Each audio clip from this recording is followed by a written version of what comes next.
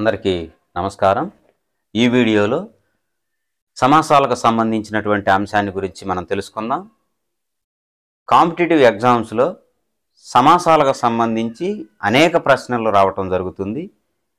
ఇది చాలా ముఖ్యమైనటువంటి అంశం. ఎందుకంటే ప్రశ్నాపత్రంలో ఖచ్చితంగా సమాసాలకు సంబంధించిన ఒక ప్రశ్న అనేటువంటిది రావటం జరుగుతుంది. ఈ వీడియోలో అసలు సమాసాలు ఎన్ని రకాలు, వాటి వివరణలు, 6 నుంచి 10వ తరగతి వరకు ఉన్నటువంటి పాఠ్య పుస్తకాలలోని పదాలు అన్నింటిని గురించి తెలుసుకుందాం. మరి ముఖ్యంగా సమాసాల మీద ఉన్నటువంటి ఆ నిర్వచనాలను గురించి కూడా తెలుసుకుందాం. ఈ వీడియో చివరిలో గత డిఎస్సిలో లేదా ఇతర పోటీ పరీక్షల్లో అడిగినటువంటి సమాసాలకు సంబంధించిన ఉదాహరణ పదాలను కూడా, నమూనా ప్రశ్నలను కూడా మనం పరిశీలిద్దాం. అసలు సమాసం అంటే ఏమిటి, నిర్వచనం గమనిద్దాం. సమప్రాధాన్యం కలిగినటువంటి రెండు వేరువేరు పదాలు కలిసి ఒకే పదంగా ఏర్పడితే, అర్థవంతమైన ఒకే పదంగా ఏర్పడితే దాన్ని సమాస పదం అంటారు. అది సమాసం యొక్క నిర్వచనం.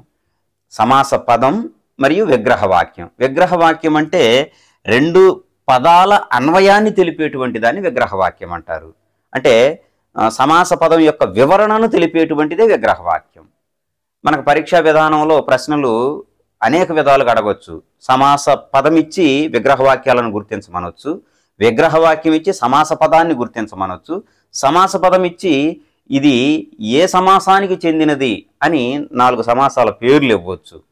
లేదా అన్నిటికంటే ముఖ్యమైనది నిర్వచనాలు అడుగుతాడు. గత డిఎస్సిలో నిర్వచనాల మీద 3-4 ప్రశ్నలు రావటం జరిగింది. కాబట్టి ఇలాగా సమాసాలకు సంబంధించిన సంపూర్ణ వివరణను ఈ వీడియోలో తెలుసుకుందాం. సమాసాలు అనగానే మనకి ఇది చాలా పెద్ద సబ్జెక్టు, మనకు అర్థం కాదు, చదివినా ఉపయోగం లేదేమో అని అనుకుంటారు. కానీ మనసు పెట్టి జాగ్రత్తగా ఆలోచిస్తే చిన్న చిన్న లాజిక్ ద్వారా, చిన్న చిన్న ముద్దు గుర్తుల ద్వారా మనం ఈ మార్కును పొందడానికి ఎక్కువ అవకాశం అయితే ఉన్నది. వాటిని ఇప్పుడు పరిశీలిద్దాం. భాషా భేదాన్ని బట్టి సమాసాలను తెలుగులో 3 విధాలుగా వర్గీకరించారు: సాంస్కృతికం, ఆర్చికం, మిశ్రమం. సాంస్కృతికం అంటే సంస్కృత పదాలు మరియు తత్సమ పదాలు. సంస్కృత పదాలు మరియు తత్సమ పదాలు. తత్సమ పదాలు అంటే మనం ప్రకృతి వికృతిలో చెప్పుకున్నాం. తత్సమం, తత్ ఆ సమం, సమానమైన, దానికి సమానమైన అంటే సంస్కృత భాషకు సమానమైన ప్రకృతి పదాలు. సంస్కృత పదాలు తత్సమ పదాలతో ఏర్పడేటువంటి దాన్ని సాంస్కృతికం అంటారు. ఆర్చికం అచ్చతెనుగు పదాలతో ఏర్పడేటువంటి విధానం ఆర్చికం. మిశ్రమం తత్సమ పదాలు మరియు తెలుగు పదాలతో కలిసి రెండు పదాలు అంటే రెండిటితో కలిసి ఏర్పడేటువంటి దాన్ని మిశ్రమం అంటారు. సమాసంలో 2 పదాలు ఉంటాయి, గుర్తుంచుకోవాలి. సంధిలో 2 పదాలు ఉంటాయి కదా, పూర్వపదం, పరపదం. అలాగనే సమాసంలో కూడా 2 పదాలు ఉంటాయి, పూర్వపదం, ఉత్తర పదం అని పేర్కొంటారు సమాసంలో. సాంస్కృతికంలో మరలా 2 రకాలు. సాంస్కృతికం 2 విధాలు. ఏమిటంటే సిద్ధ సమాసం అంటారు. సిద్ధ సమాసం. 2 సాధ్య సమాసం. 1 సిద్ధ సమాసం, 2 సాధ్య సమాసం. సిద్ధ సమాసం అంటే కేవలం సంస్కృత పదాలతో ఏర్పడేటువంటి సమాసం, దాన్ని సిద్ధ సమాసం అంటారు. సాధ్య సమాసం అంటే సంస్కృత పదాలు కాకుండా కేవలము తత్సమ పదాలతో, తెలుసు కదా తత్సమ పదాలు, సంస్కృత సమానమైనటువంటివి తత్సమాలు. ఆ తత్సమ పదాలతో ఏర్పడేటువంటి సమాసాన్ని సాధ్య సమాసం అంటారు. ఒకసారి వీటికి ఉదాహరణలు పరిశీలిద్దాం. సిద్ధ సమాసానికి ఉదాహరణలు రాజాజ్ఞ, తటాకోదకము.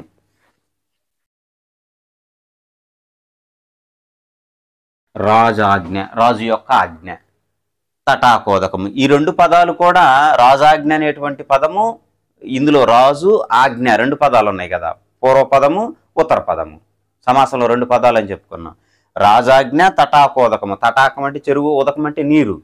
ఈ 2 పదాలు కూడా సంస్కృత సంబంధమైన పదాలే. కాబట్టి ఇలా ఏర్పడేటువంటి సమాస పదాలను సిద్ధ సమాసానికి ఉదాహరణగా చెప్పుకోవచ్చు. అలాగనే సాధ్య సమాసము అంటే ఇవి తత్సమ పదాలతో ఏర్పడేటువంటి పదాలు కలిగినటువంటిది సాధ్య సమాసము. వీటికి ఉదాహరణ రాజునాజ్ఞ. రాజునాజ్ఞ. అలాగనే తటాకంబునందుదకము.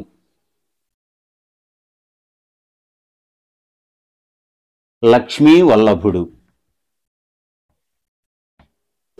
రాజునాజ్ఞ, తటాకంబునందుదకము, లక్ష్మీ వల్లభుడు. ఇవి తత్సమ పదాలు. రాజునాజ్ఞ, ఇందాక రాజాజ్ఞ అన్నాం, అది సంస్కృత సంబంధమైన పదము.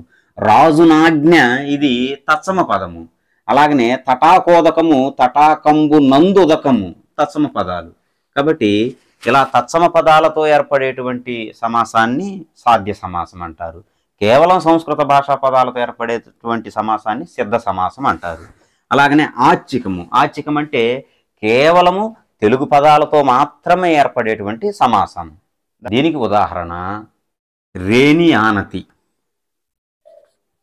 అమ్మ వంట, పూల తోట, చేతి గాజులు. ఈ పదాలన్నీ కూడా ఆచ్చిక పదాలు, అంటే తెలుగు పదాలు. రేడు అని ప్రకృతి వికృతిలో చెప్పుకుందాం. ఆనతి అంటే ఆజ్ఞ ప్రకృతి, ఆనతి వికృతి. రాజు ప్రకృతి, రేడు వికృతి. రేణి ఆజ్ఞ, రేణి ఆనతి ఇది తెలుగు పదం. అమ్మ వంట, పూల తోట, చేతి గాజులు మొదలైన పదాలన్నీ కూడా ఆచ్చికానికి సంబంధించినటువంటి ఉదాహరణ పదాలు. అలాగనే మిశ్రమం. మిశ్రమం అంటే తత్సమ పదము మరియు తెలుగు పదము రెండింటితో కలిసినటువంటిది మిశ్రమం. దీనికి ఉదాహరణలు రాజు ముదల, పూలవనం, వేప వృక్షం మొదలైనవి. ఇవి తత్సమాలు మరియు తెలుగు పదాలు రెండు కలిసినటువంటివి. రాజు ముదల, ముదల అంటే ఆజ్ఞ అని అర్థం. రాజు ముదల, రాజు యొక్క ముదల. రేణి ఆనతి, రేణి యొక్క ఆనతి. అలాగనే పూల వనం, వేప వృక్షం. ఈ విధంగా తత్సమ పదాలు తెలుగు పదాలు రెండు కలిసినటువంటి పదాలను, మిశ్రమ పదాలను, మిశ్రమంగా ఉండేటువంటి పదాలను మిశ్రమ సమాసం అంటారు. ఇది కేవలం అవగాహన కోసం మాత్రమే. దీని మీద ఎప్పుడు ప్రశ్నలు అడిగిన దాఖలాలు అయితే లేవు. చిన్న పరిచయం కోసం అన్నమాట. సమాస భేదాలు ప్రధానంగా తెలుగులో 4 రకాలుగా వీటిని విభజించడం జరిగింది. 1 అవ్యయీభావ సమాసం, 2 తత్పురుష సమాసం, 3 ద్వంద్వ సమాసం, 4 బహువ్రీహి సమాసం. వీటిల్లో ప్రాధాన్యత అంటే సమాసంలో 2 పదాలు ఉంటాయి అనుకున్నాం. పూర్వ పదము, ఉత్తర పదం. ఉదాహరణకి రాజభవనము అన్నాం అనుకోండి. 2 పదాలు ఉన్నాయి ఇందులో. రాజా ఒకటి, భవనం ఒకటి. రాజా అనేటువంటిది పూర్వ పదము, భవనం అనేటువంటిది ఉత్తర పదము. ఈ విధానంలో ఈ 4టికి సంబంధించినటువంటి ప్రాధాన్యత క్రమాన్ని మనం జాగ్రత్తగా గమనించాలి. గత డిఎస్సిలో వీటి మీద 2-3 ప్రశ్నలు అడగటం జరిగింది. ఉదాహరణ అవ్యయీభావ సమాసం పూర్వ పద ప్రాధాన్యం కలిగినది.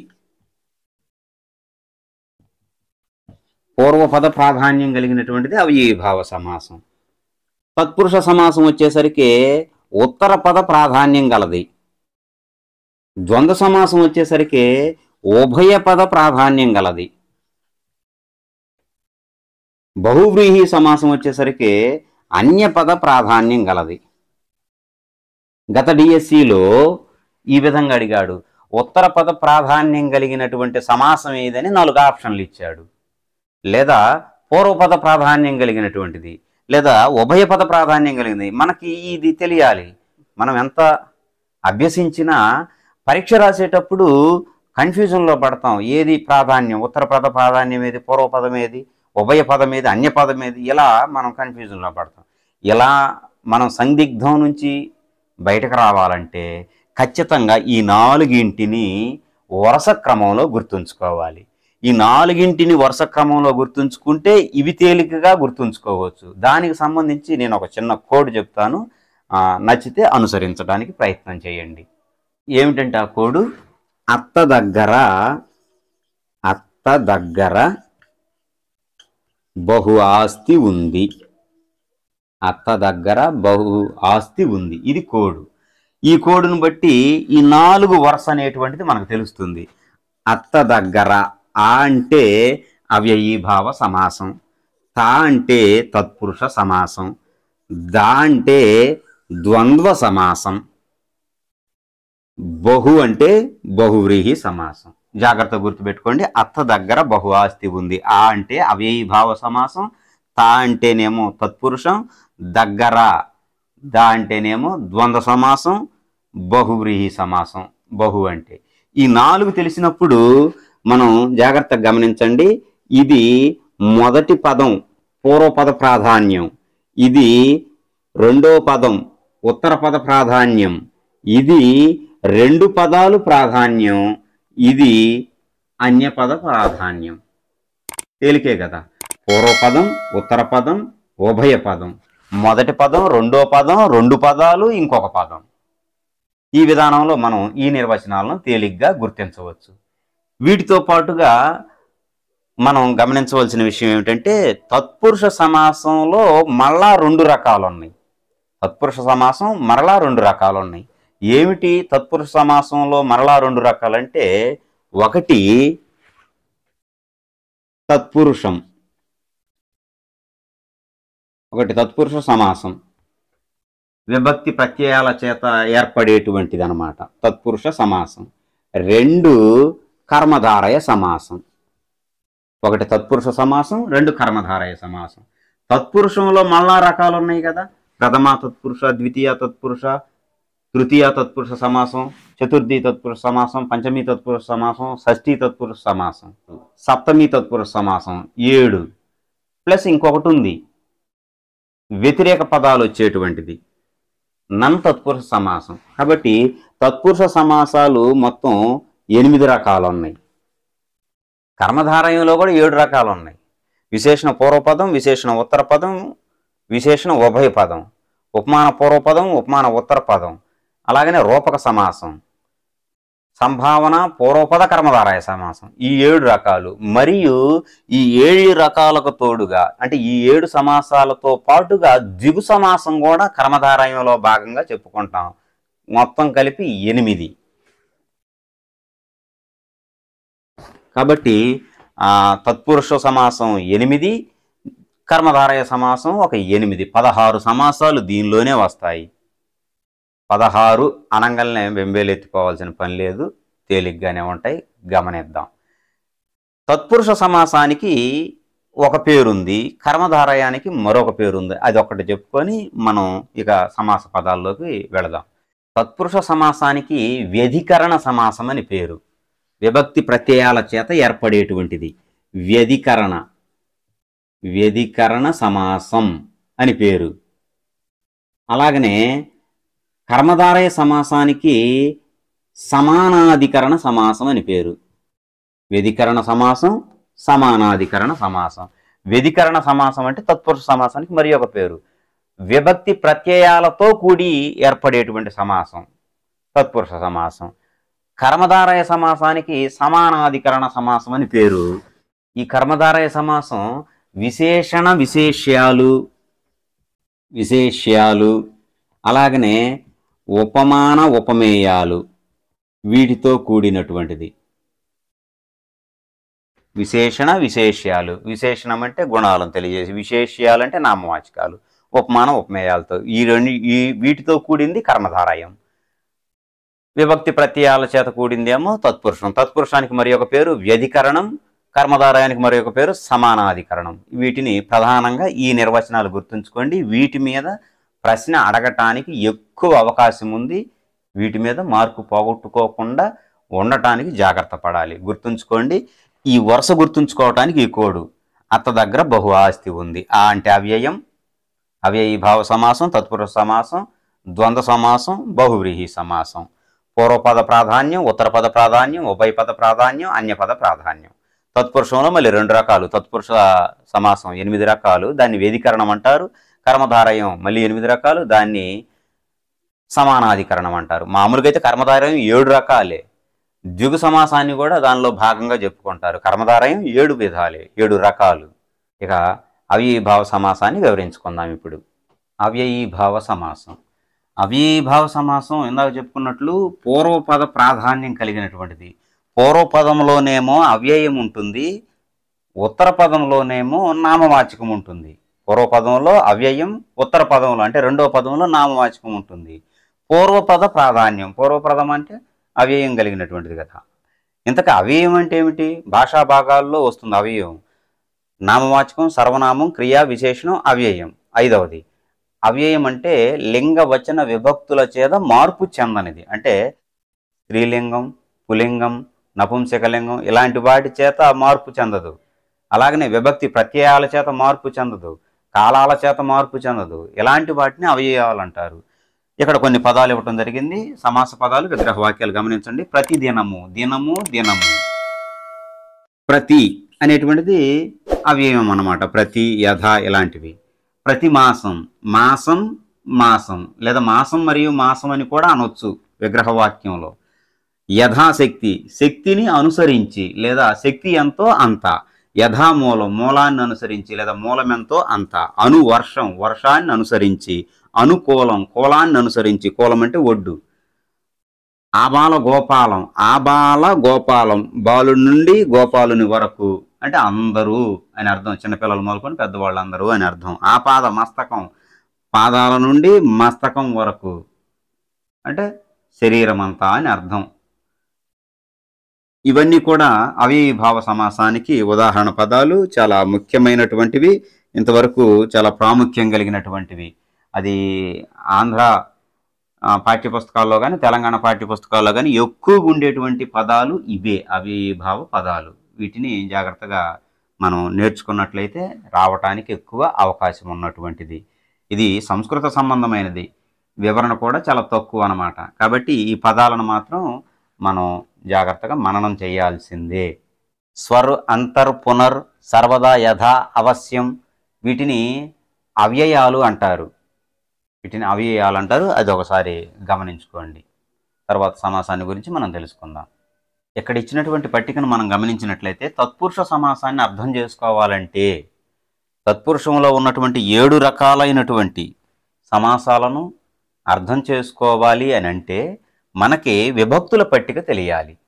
మనం విభక్తి ప్రత్యయాలకు సంబంధించినటువంటి వీడియో ఇంతకుముందు మనం వివరించుకున్నాం. అలాంటి విభక్తులకు సంబంధించినటువంటి ఈ పట్టిక తెలిస్తే ఈ విభక్తులను ఆధారంగా చేసుకొనే ఈ తత్పురుష సమాసం అంతా కూడా ఉంటుంది. విభక్తులను ఆధారంగా చేసుకొని ఉండేటువంటిది తత్పురుష సమాసం. తత్పురుషంలో మళ్ళీ 2 రకాలని చెప్పుకున్నాం, వ్యధికరణం, సమానాధికరణం. వ్యధికరణం అంటే విభక్తి ప్రత్యయాలను ఆధారంగా చేసుకునేటువంటి ఈ 7 సమాసాలు, ఇవి తత్పురుష సమాసాలు. సమానాధికరణం అంటే విశేషణం, విశేష్యము మరియు ఉపమానము, ఉపమేయములతో కూడినటువంటిది కర్మధారయ సమాసం అని చెప్పుకున్నాం. ఇది తత్పురుష సమాసం ఉత్తర పద ప్రాధాన్యం కలిగినటువంటి సమాసం. మనకి ప్రథమ, ద్వితీయ, తృతీయ, చతుర్థి, పంచమి, షష్ఠి, సప్తమి అనేటువంటి విభక్తులు ఉన్నాయి. డుమువులు, నిన్నులను కూర్చి గురించి, చేతంచేన్, తోడంతో, కొరకున్కై, చతుర్థి ఇలాంటి విభక్తి ప్రత్యయాలు ఉన్నాయి. వీటిని ఆధారంగా చేసుకొని వచ్చేటువంటివి ఇవి. ఒకసారి గమనిద్దాం. రాజ్యము, అర్ధభాగము. రాజ్యము, అర్ధభాగము. ము అనేటువంటిది డూమువుల్లో ప్రథమ విభక్తికి చెందినటువంటి విభక్తి ప్రత్యయము. రాజ్యము, అర్ధభాగము. కాబట్టి పూర్వపదము మరియు ఉత్తర పదము రెండింటిలోనూ ప్రథమ విభక్తి ప్రత్యయాలతో కూడినది. పూర్వము మరియు ఉత్తరము 2 పదాల ప్రాధాన్యం కలిగినటువంటిది అన్నమాట.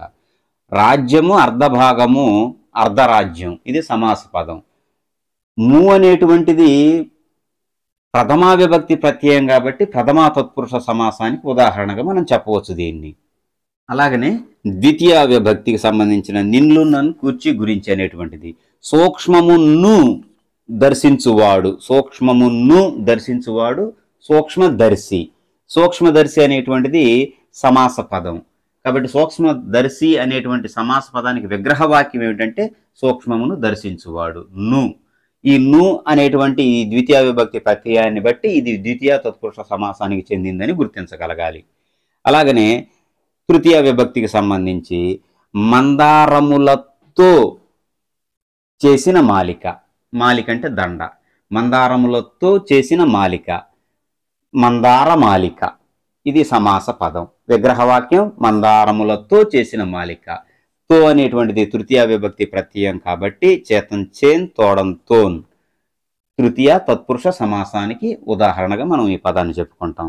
అలాగనే బ్రతుకు కొరకు తెరువు, తెరువు అంటే దారి, మార్గం, బ్రతుకు కొరకు వెళ్ళేటువంటి మార్గం అని అర్థం, బ్రతుకు తెరువు అంటారు.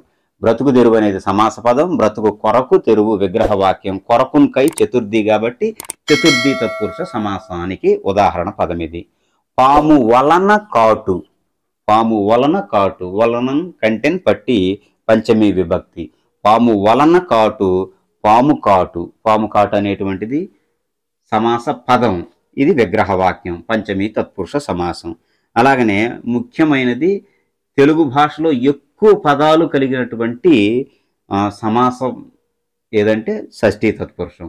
కాబట్టి కిన్కున్ యొక్క లోన్ లోపల మనందరికీ తెలిసినటువంటిదే. పదముల యొక్క ధ్వనులు పదధ్వనులు, పదముల యొక్క ధ్వనులు పదధ్వనులు, షష్ఠీ తత్పురుష సమాసం. అలాగనే బాల్యమందు, బాల్యమందు అన్న, అందు అన్న, నందు అన్న ఇలా వస్తుంటుంది. బాల్యము నందు క్రీడలు, బాల్య క్రీడలు, ఇది సమాస పదం, ఇది విగ్రహ వాక్యం. బాల్యము నందు క్రీడలు, అందు నన్ సప్తమీ తత్పురుషం కాబట్టి సప్తమీ తత్పురుష సమాసానికి ఉదాహరణ.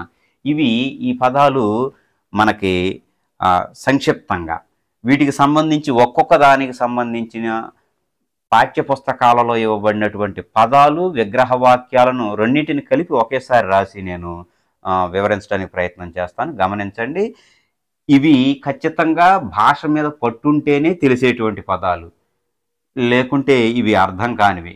కాబట్టి మనకి ఇప్పటికిప్పుడు భాష మీద పట్టు రావాలంటే అది అసాధ్యం.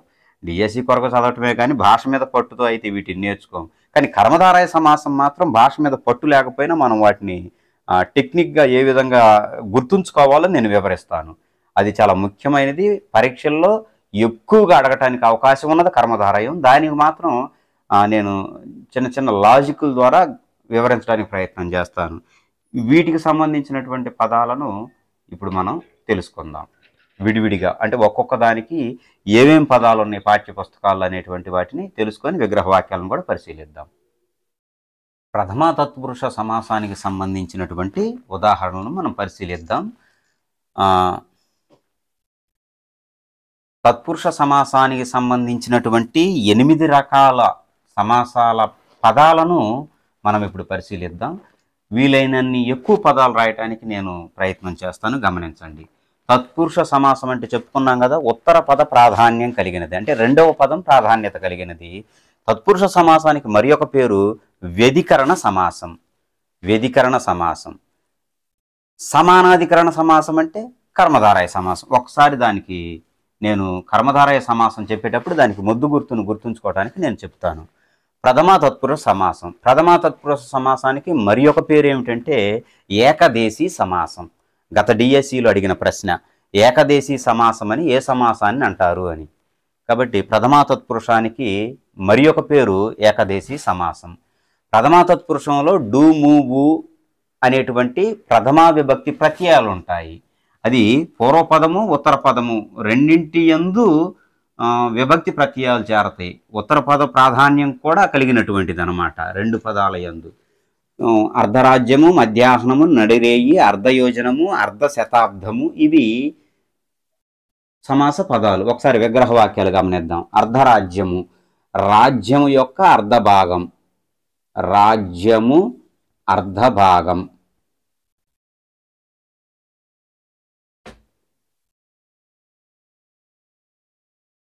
రాజ్యము యొక్క అర్ధభాగమన్నా రాజ్యము అర్ధభాగమన్నా ఒకటే.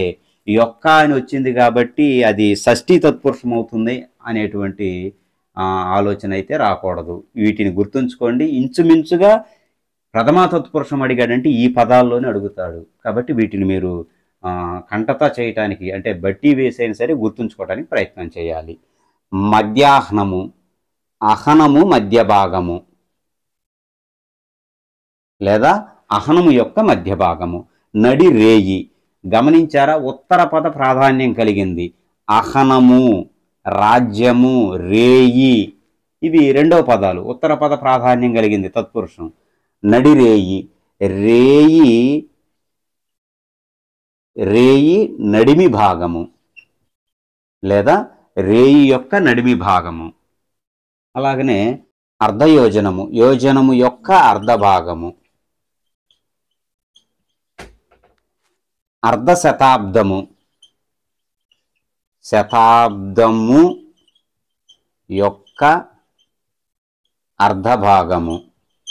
అలాగనే పూర్వకాలము,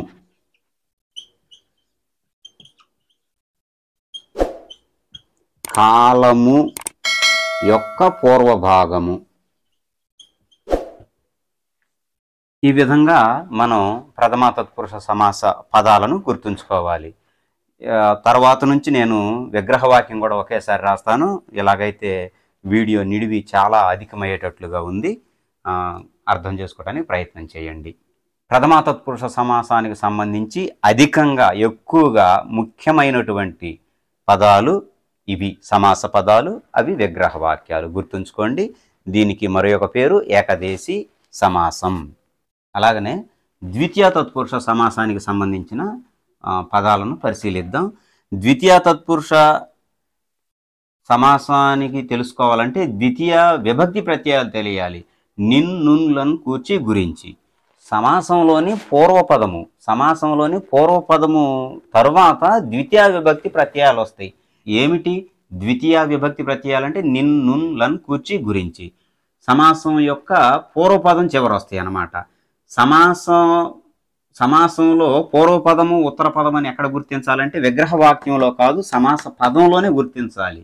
విగ్రహవాక్యాన్ని బట్టి పూర్వపదము ఉత్తర పదం అని గుర్తించకూడదు. అది గుర్తుంచుకోండి. సూక్ష్మదర్శి అంటే సూక్ష్మమును దర్శించినవాడు. సూక్ష్మమును, ను అనేది ద్వితీయ విభక్తి ప్రత్యయం కాబట్టి ద్వితీయ తత్పురుష సమాసానికి ఉదాహరణ పదం. శరణాగతుడు, శరణమును గూర్చి ఆగతుడు అంటే శరణం కోరి వచ్చేటువంటి వాడు శరణాగతుడు. శరణమును గూర్చి ఆగతుడు. లేదా శరణమును గూర్చి, నిన్ను, లను, కూర్చి, గురించి వచ్చింది కదా, గూర్చి. యాత్రానుభవం, యాత్రను గూర్చి అనుభవం అంటే యాత్రను గూర్చి తన యొక్క అనుభవాలు చెబితే యాత్రానుభవం అంటారు. కృష్ణాశ్రితుడు, కృష్ణుణ్ణి ఆశ్రయించినవాడు. నెలతాల్పు, నెలను తాల్చినవాడు. తత్వవేత్తలు, తత్వమును తెలిసినవారు. తత్వాన్ని తెలిసిన వారిని తత్వవేత్తలు అంటారు. హింసారంభకుడు, హింసను ఆరంభించువాడు హింసారంభకుడు. శాస్త్రవేత్త, శాస్త్రమును తెలిసినవాడు శాస్త్రవేత్త అంటే. తత్వమును తెలిసినవారు తత్వవేత్తలు, శాస్త్రమును తెలిసినవారు శాస్త్రవేత్తలు. వార్తాహరుడు, వార్తలను మోసుకొని వెళ్ళువాడు. హరించడం అంటే తీసుకెళ్లడం, దొంగిలించడం, మోసుకెళ్లడం మొదలైన అర్థాలు వస్తాయి కాబట్టి వార్తాహరుడు అంటే వార్తలను మోసుకొని వెళ్ళువాడు. మీరు గమనించినట్లయితే పూర్వపదం చివరిలోనే మనకి ద్వితీయ విభక్తి ప్రత్యయాలైన నిన్, నున్, లను, కూర్చి, గురించి అనేటువంటి వచ్చాయి. ఇవి ద్వితీయ విభక్తి ప్రత్యయాలతో కూడిన ద్వితీయ తత్పురుష సమాస పదాలకు ఉదాహరణలు. వీటిని గమనించండి. తరువాత తృతీయ తత్పురుష సమాసానికి సంబంధించిన ఉదాహరణను పరిశీలిద్దాం. తృతీయ తత్పురుష సమాసంలో వచ్చే విభక్తి ప్రత్యయాలు చేతంచేన్, తోడంతోన్. మందారమాలిక, మాలిక అంటే దండ అని అర్థం. మందారములతో మాలిక, తో చేతంచేన్, తోడంతోన్ తృతీయ. కాబట్టి తృతీయ తత్పురుష సమాసానికి ఉదాహరణ. మందారధామం, గత డిఎస్సిలో అడిగినటువంటి ప్రశ్న ఇది. మందారధామం, మందారములతో దామం. దామం అన్న దండే, మందారములతో దామం. మయసభ, మయునిచ్చే నిర్మించబడిన సభ. చేతంచేన్, తోడంతోన్. విద్యాధికులు, విద్య చేత అధికులు. వాక్ కలహము, వాక్కు చేత కలహము, వాక్కు చేత కలహము. విద్యాహీనుడు అంటే విద్య చేత హీనుడు. విద్య చేత అంటే చదువుకోవడం వల్ల హీనుడా? కాదు. విద్య చేత హీనుడు అంటే విద్య లేకుండుట చేత హీనుడు అని అర్థం. విద్య చేత హీనుడు, విద్యాహీనుడు. ధనహీనుడు, ధనము చేత హీనుడు. అర్ధహీనుడు, అర్ధము చేత హీనుడు. అర్ధం అంటే డబ్బు అని అర్థం. అర్ధములు నిత్యములు కావు, యవనము జరి వేగతుల్యమని చెన్నైసూరి పాఠ్యాంశంలో వస్తుంది. ధనహీనుడు, ధనము చేత హీనుడు. వివేకహీనుడు, వివేకము చేత హీనుడు అంటే వివేకం కోల్పోవటం చేత హీనుడయ్యాడు అని అర్థం. మతిహీనుడు, మతి అంటే బుద్ధి, మతి చేత హీనుడు. అమృత తుల్యము, తుల్యం అంటే సమానం అని అర్థం. అమృతముతో సమానము లేదా అమృతముతో తుల్యము, చేతంచేన్ తోడంతో. కష్టార్జితము, కష్టము చేత ఆర్జితం, ఆర్జితం అంటే సంపాదించింది అని అర్థం. పిత్రార్జితం అంటాం కదా, తండ్రులు సంపాదించిన ఆస్తిని.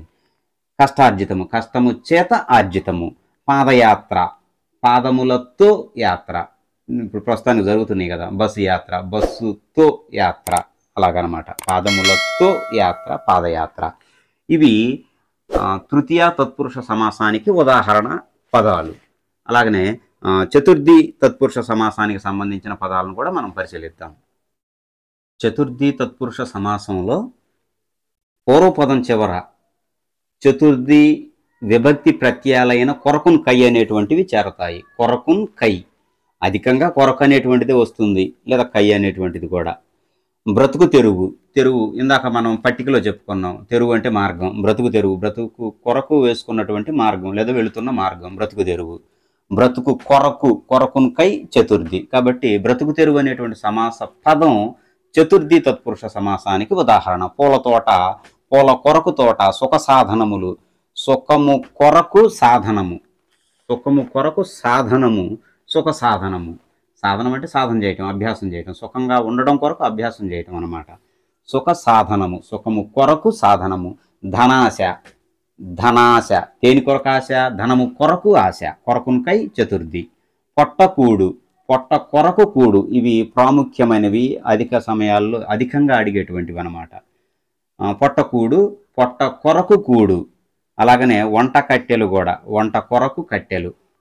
పతి భిక్ష, పతి కొరకు భిక్ష. భిక్షా పాత్ర, భిక్షా పాత్ర, ఆ పాత్ర దేని కొరకు? భిక్ష కొరకు పాత్ర, కొరకున్ కై చతుర్థి. పరహితం, పరహితం, పరుల కొరకు హితం. కొరకు, హితం అంటే మేలు. పరుల కొరకు నువ్వు పరుల మేలు కోరితే, పరుల కొరకు నువ్వు మేలు కోరితే అది పరహితం అంటారు. పరహితం, పరుల కొరకు హితం. వంట కట్టెలు, వంట కొరకు కట్టెలు. గ్రంథాలయం, గ్రంథముల కొరకు ఆలయం, గ్రంథములకై ఆలయం, గ్రంథాలయం. వృద్ధాశ్రమం, వృద్ధుల కొరకు లేదా వృద్ధులకై ఆశ్రమం, వృద్ధుల కొరకు ఆశ్రమం, వృద్ధాశ్రమం. కొరకు అనేటువంటి విభక్తి ప్రత్యయం, కొరకు, కొరకున్ కై అనేటువంటి విభక్తి ప్రత్యయం పూర్వపదం చివరిలో వస్తుంది. ఇది చతుర్థి తత్పురుష సమాసానికి ఉదాహరణ పదాలు. అలాగనే పంచమీ తత్పురుష సమాస పదాలు కూడా గమనిద్దాం. పంచమీ తత్పురుష సమాసానికి సంబంధించిన పదాలు, ఇందులో కూడా పంచమీ తత్పురుష సమాసంలో పూర్వపదం చివర పంచమీ తత్పురుషానికి అంటే పంచమీ విభక్తి ప్రత్యయాలైన వలనన్, కంటెన్, పట్టి అనేటువంటివి వచ్చి చేరతాయి. పాము కాటు, పాము వలన కాటు, వలనన్, కంటెన్, పట్టి పంచమి, పంచమీ తత్పురుష సమాసానికి ఉదాహరణ. దొంగ భయం, దొంగ వలన భయం. ఇది సందర్భాన్ని బట్టి కూడా మారుతుంది. దొంగ చేత భయం, మనం భయపడుతున్నాం అనుకోండి, దొంగ చేత మనం భయపడుతున్నాం. దొంగదైన భయం, దొంగ యొక్క భయం, వాడి భయం దొంగవాడి భయం అనుకోండి, దొంగ యొక్క భయం అంటాం. సరే, ఇదంతా లోతుపాతులు మనకు అనవసరం. కానీ దొంగ వలన భయం గుర్తుంచుకోండి. దొంగ వలన భయం, వలన కంటే పట్టి. అగ్ని భయం, అగ్ని వలన భయం. అలా. పాప విముక్తుడు, పాపము వలన విముక్తుడు, పాపం నుండి విమోచింపబడటం, పాప విముక్తుడు. అగ్ని భయం, అగ్ని వలన భయం. మిత్రలాభం, మిత్రుల వలన లాభం, మిత్రుల వలన లాభం, మిత్రలాభం. వడదెబ్బ, వడ వలన దెబ్బ. వడ అంటే వేడిగాలి అని అర్థం, వేడిగాలి. వడ వలన దెబ్బ, వడదెబ్బ. మదోన్మాదము, మదము వలన ఉన్మాదము. మదోన్మాదులు అంటారు కదా, మదము అహంకారం, అహంకారం చేత ఉన్మాదిగా మారితే మదము వలన ఉన్మాది, మదోన్మాది. కోపావేశము, ఆవేశం ఎందుకు వచ్చింది? కోపము వలన ఆవేశము. ఆనందోత్సాహము, ఆనందం వలన ఉత్సాహము. వలనను కంటెను పట్టి పంచమీ విభక్తి ప్రత్యయాలు పూర్వపదం చివర చేరేటువంటిది పంచమీ తత్పురుష సమాసానికి ఉదాహరణ పదాలు ఇవి. అలాగనే ముఖ్యమైనది, ఎక్కువ పదాలు కలిగినది షష్ఠీ తత్పురుష సమాసం పరిశీలిద్దాం. షష్ఠీ తత్పురుష సమాసానికి సంబంధించిన ఉదాహరణ పదాలు అనేకం. 6 నుంచి 10వ తరగతి వరకు ఉన్నటువంటి పాఠం వెనక వైపునిచ్చిన పదజాలంలోని ప్రతి పదాన్ని నేను ఇక్కడ రాశాను. అందుకోసం ఇప్పటి వరకు రాసినవన్నీ కూడా పాఠ్యపుస్తకాలలోనివే. అన్నీ రాయటానికి కారణం ఏంటంటే అన్ని పదాలు ఇస్తే చక్కగా ఉంటుందని. కిన్కున్ యొక్క లోన్ లోపల షష్ఠీ విభక్తి ప్రత్యయాలు. ఈ షష్ఠీ విభక్తి ప్రత్యయాలు పూర్వపదం చివర, సమాస పదంలోని పూర్వపదం చివర ఇవి వస్తాయి అన్నమాట. మానవ వీటికి నేను విగ్రహవాక్యాలు రాయలేదు, ఎందుకంటే నలుపు రంగులో రాసినవన్నీ కూడా యొక్క అనే విభక్తి ప్రత్యయంతో ఏర్పడేటువంటివే. మానవ మానసము, మానసం అంటే మనస్సు అని అర్థం. మానవుని యొక్క మానసము. కోకిల శాబకము, కోకిల యొక్క శాబకము. కింకిణి ధ్వనులు, కింకిణి యొక్క ధ్వనులు. సూర్యాత్మజ, ఆత్మజ అంటే తన యందు పుట్టినవాడు. సూర్యాత్మజ, సూర్యుని యొక్క ఆత్మజుడు అంటే సూర్యుని యొక్క కుమారుడు. వాయుపుత్రుడు, వాయువు యొక్క పుత్రుడు. మా ఇల్లు, మా యొక్క ఇల్లు. నా పుస్తకం, నా యొక్క పుస్తకం. గమనించండి, పూర్వపదం తరువాత షష్ఠీ విభక్తి ప్రత్యయాలైనటువంటి కిన్కున్ యొక్క లోన్ లోపల అనేటువంటివి ఏదో ఒకటి చేరతనవి. తల్లి మనస్సు, తల్లి యొక్క మనస్సు. రాజు సైన్యం, రాజు యొక్క సైన్యం. విశ్వహితం, హితం అంటే మేలు. విశ్వహితం, విశ్వము యొక్క హితం. సత్పురుష నివాసం, సత్పురుషుని యొక్క నివాసం. పరోపకారం, ఇక్కడ గమనించండి, ఇది పరులకు ఉపకారం. కిన్కున్ యొక్క లోన్ లోపల పరులకు ఉపకారం. గురు చరణములు, చరణములు అంటే పాదాలు. గురువు యొక్క పాదాలు లేదా గురువు యొక్క చరణములు. నది సవ్వడులు, నది యొక్క సవ్వడులు. విశ్వనాథుడు, విశ్వమునకు నాథుడు లేదా విశ్వం యొక్క నాథుడు. రాష్ట్ర కీర్తి, రాష్ట్రం యొక్క కీర్తి. పదధ్వనులు, పదము యొక్క ధ్వనులు. పదం అంటే అక్కడ పాదాలు అని అర్థం. పాదాల యొక్క శబ్దాలు, పాదాల నుంచి పుట్టినటువంటి శబ్దాలు అని అర్థం. జీవిత మార్గం, జీవితం యొక్క మార్గం. నా జన్మదినం, నా యొక్క జన్మదినం. చినుకు స్పర్శ, చినుకు యొక్క స్పర్శ. సతీ గుణము, సతి యొక్క గుణము. పక్షి గురువు, పక్షుల యొక్క గురువు. రాజసభ, రాజు యొక్క సభ. బాణహతి, బాణము యొక్క హతి. హతి అంటే దెబ్బ, అంటే బాణం దెబ్బ అని అర్థం. బాణము యొక్క హతి. నా చరిత్ర, నా యొక్క చరిత్ర. పార్వతీ పరిణయం, పార్వతి యొక్క పరిణయం. సీత భర్త, సీత యొక్క భర్త. వితంతు వివాహం, వితంతువు యొక్క వివాహం లేదా వితంతువుల యొక్క వివాహం. కోటాగ్రము, కోటము యొక్క అగ్రము. అగ్రము అంటే పైభాగం, కోటం అంటే పర్వతం, పర్వతం యొక్క పైభాగం అని అర్థం. కోటాగ్రము. వితంతు వివాహం, కోటాగ్రమం ఈ 10వ తరగతి. మానవ చరిత్ర, మానవుల యొక్క చరిత్ర. రాజపుత్రుడు, రాజు యొక్క పుత్రుడు. యజ్ఞఫలం, యజ్ఞం యొక్క ఫలం. శ్రవణ ద్వంద్వంబు, ద్వంద్వం అంటే రెండు. ఇక్కడ సంఖ్య వచ్చింది కాబట్టి ద్విగు సమాసం అవ్వదు. ద్విగు సమాసం అవ్వాలంటే పూర్వపదం సంఖ్యావాచకమై ఉండాలి. మనం తర్వాత చెప్పుకుందాం ద్విగు సమాసం చెప్పుకునేటప్పుడు. శ్రవణ ద్వంద్వము, శ్రవణముల యొక్క ద్వంద్వము. చెవుల యొక్క జంట అని అర్థం. ఇవన్నీ యొక్కతో కూడినవి. ఇప్పుడు వచ్చేటువంటివి యొక్క కాకుండా వచ్చేటువంటి షష్ఠీ తత్పురుష సమాస పదాలు. పరోపకారం, పరులకు. కిన్కున్ యొక్క లోన్ లోపల కిన్కున్, కు కూడా షష్ఠీయే కాబట్టి పరులకు ఉపకారం. దారి భత్యం, దారికి ఇచ్చే భత్యం అంటే దారిని వెళ్ళేటప్పుడు ఇచ్చేటువంటిది అనమాట. ఖర్చుల కోసం ఇచ్చేటువంటి దాన్ని దారి భత్యం అంటారు. దారికి ఇచ్చే భత్యం. చుక్కల రేడు, రేడు అంటే రాజు. చుక్కలకు రేడు, చుక్కలకు రేడు. చుక్కలకు రాజు ఎవరు? చంద్రుడు. చుక్కల రేడు అంటే చంద్రుడు అని అర్థం. చుక్కలకు రేడు. ప్రాణహాని, ప్రాణమునకు హాని, ప్రాణహాని. కళాగోష్ఠి, కళలకు సంబంధించిన గోష్ఠి.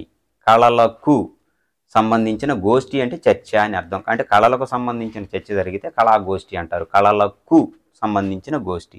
ఇవన్నీ కూడా షష్ఠీ తత్పురుష సమాసానికి ఉదాహరణ పదాలు. అలాగనే సప్తమీ తత్పురుష సమాస పదాలను కూడా పరిశీలిద్దాం. పూర్వపదం చివర సప్తమీ విభక్తి ప్రత్యయాలైన అందున్నన్ అనేటువంటి విభక్తి ప్రత్యయాలు వచ్చి చేరతాయి. ఊరి దృశ్యాలు, ఊరి యందలి దృశ్యాలు. ఊరి యందలి దృశ్యాలు అందున్నన్ సప్తమి తత్పురుష సమాసం. బాల్య క్రీడలు, బాల్యమునందు క్రీడలు. యందలి, యందు అన్నా, నందు అన్నా లేదా అందు అన్న అన్నిటికీ ఒకటే అర్థం. దేశభక్తి, దేశము నందు భక్తి లేదా దేశము యందు భక్తి లేదా దేశము అందు భక్తి. బావి నీరు, బావి అందలి నీరు, బావి అందలి నీరు. నీతి పారగుడు, నీతి అందలి పారగుడు. మాట నేర్పరి, మాట యందు నేర్పరి, మాట నేర్పరి 9వ తరగతి. పతి భక్తి, పతి యందు భక్తి లేదా పతి నందు భక్తి, రెండు ఒకటేనని చెప్పుకున్నాం. భూజనులు, భూమి అందలి జనులు. గత పుస్తకాల్లో అయితే భూసురుడని ఒక ఉదాహరణ పదం ఉండేది. భూమి అందలి సురులు, భూసురులు అంటే భూమి అందలి దేవతలు, బ్రాహ్మణులు అనే అర్థంలో ఉపయోగించేవాడు భూసురులు. భూజనులు, భూమి అందలి జనులు. జీవిత ఘట్టాలు, జీవితమందలి ఘట్టాలు అంటే జీవితంలో వివిధ ఘట్టాలు అని అర్థం. వనవాసము, వనమునందు వాసము, వాసం అంటే నివాసం అని అర్థం. ధనలోభము, ధనము యందు లోభము లేదా ధనమునందలి లోభము. కన్నీరు, కంటి యందు నీరు, కన్నీరు, కంటి అందలి నీరు. కాబట్టి విభక్తి ప్రత్యయాలను బట్టి ఇది సప్తమి తత్పురుష సమాసం అని మనం గుర్తుంచుకోవాలి. ఈ పదాలు ఇవే ఎందుకు అవుతాయి అంటే దానికి జవాబు లేదు. వాటిని చదవాల్సిందే, వాటిని అర్థం చేసుకోవాల్సిందే. కాదు కూడదనుకుంటే భాష మీద ప్రావీణ్యం ఉంటేనే అర్థమవుతాయి అని తత్పురుష సమాసం అని నేను ఇంతకు ముందే చెప్పాను. కర్మధారయం అలా కాదు అని. కాబట్టి వీటిని ఆ విధానంలో చదువుకోవాల్సిందే. తత్పురుష సమాసాల్లో చివరిది నంతత్పురుష సమాసం. నంతత్పురుష సమాసం అనేటువంటిది వ్యతిరేకార్థం కలిగినటువంటి సమాసం. వాటికి సంబంధించిన ఉదాహరణ పదాలను పరిశీలిస్తే అక్షరం, క్షరం కానిది. క్షరం అంటే ఏమిటి? నాశనం అని అర్థం. క్షరం అంటే నాశనం. అక్షరం అంటే క్షరము కానిది అంటే నాశనము కానిది, నాశనము లేనిది అని అర్థం. అక్షింతలు అంటాం కదా. అసాధ్యం, సాధ్యం కానిది. అశాంతి, శాంతి కానిది అశాంతి. అజ్ఞానము, జ్ఞానము కానిది అజ్ఞానము. అసాధ్యుడు, సాధ్యము కానివాడు అసాధ్యుడు. ధర్మము కానిది అధర్మము. సాధారణం కానిది అసాధారణం. న్యాయము కానిది అన్యాయం. మర్యాద కానిది అమర్యాద. అమర్యాద విగ్రహవాక్యం, మర్యాద కానిది. అస్థిరం, స్థిరము కానిది. వ్యక్తం కానిది అవ్యక్తం. అనృతం, నృతము కానిది. నృతం అంటే నిజం అని అర్థం, సత్యం అని అర్థం. అనృతం అంటే అబద్ధం. నృతము కానిది అనృతం. అనృతం అంటే అబద్ధ్యం. అనృతం అంటే అబద్ధం. అనృతం ఆడుట కంటే మౌనం మేలని. అసామాన్యం, సామాన్యం కానిది.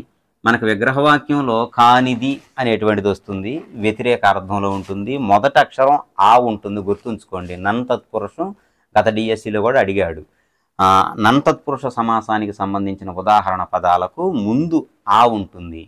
వ్యతిరేకమా కాదా, వ్యతిరేకం వస్తుందా కాదా అనేది మనం గమనిస్తే తెలిసిపోతుంది. మర్యాద, అమర్యాద ఇట్లా ఆ ఉండేటువంటిది. అస్థిరం, అన్యాయం, అసాధారణం, అధర్మం, అసాధ్యుడు, అక్షరం, ఈ విధానంలో. కాబట్టి తేలికైనది, చాలా ముఖ్యమైనది, గుర్తుంచుకోండి. నన్ తత్పురుష సమాసం. దీన్ని నై తత్పురుష సమాసం అని కూడా అంటుంటారు.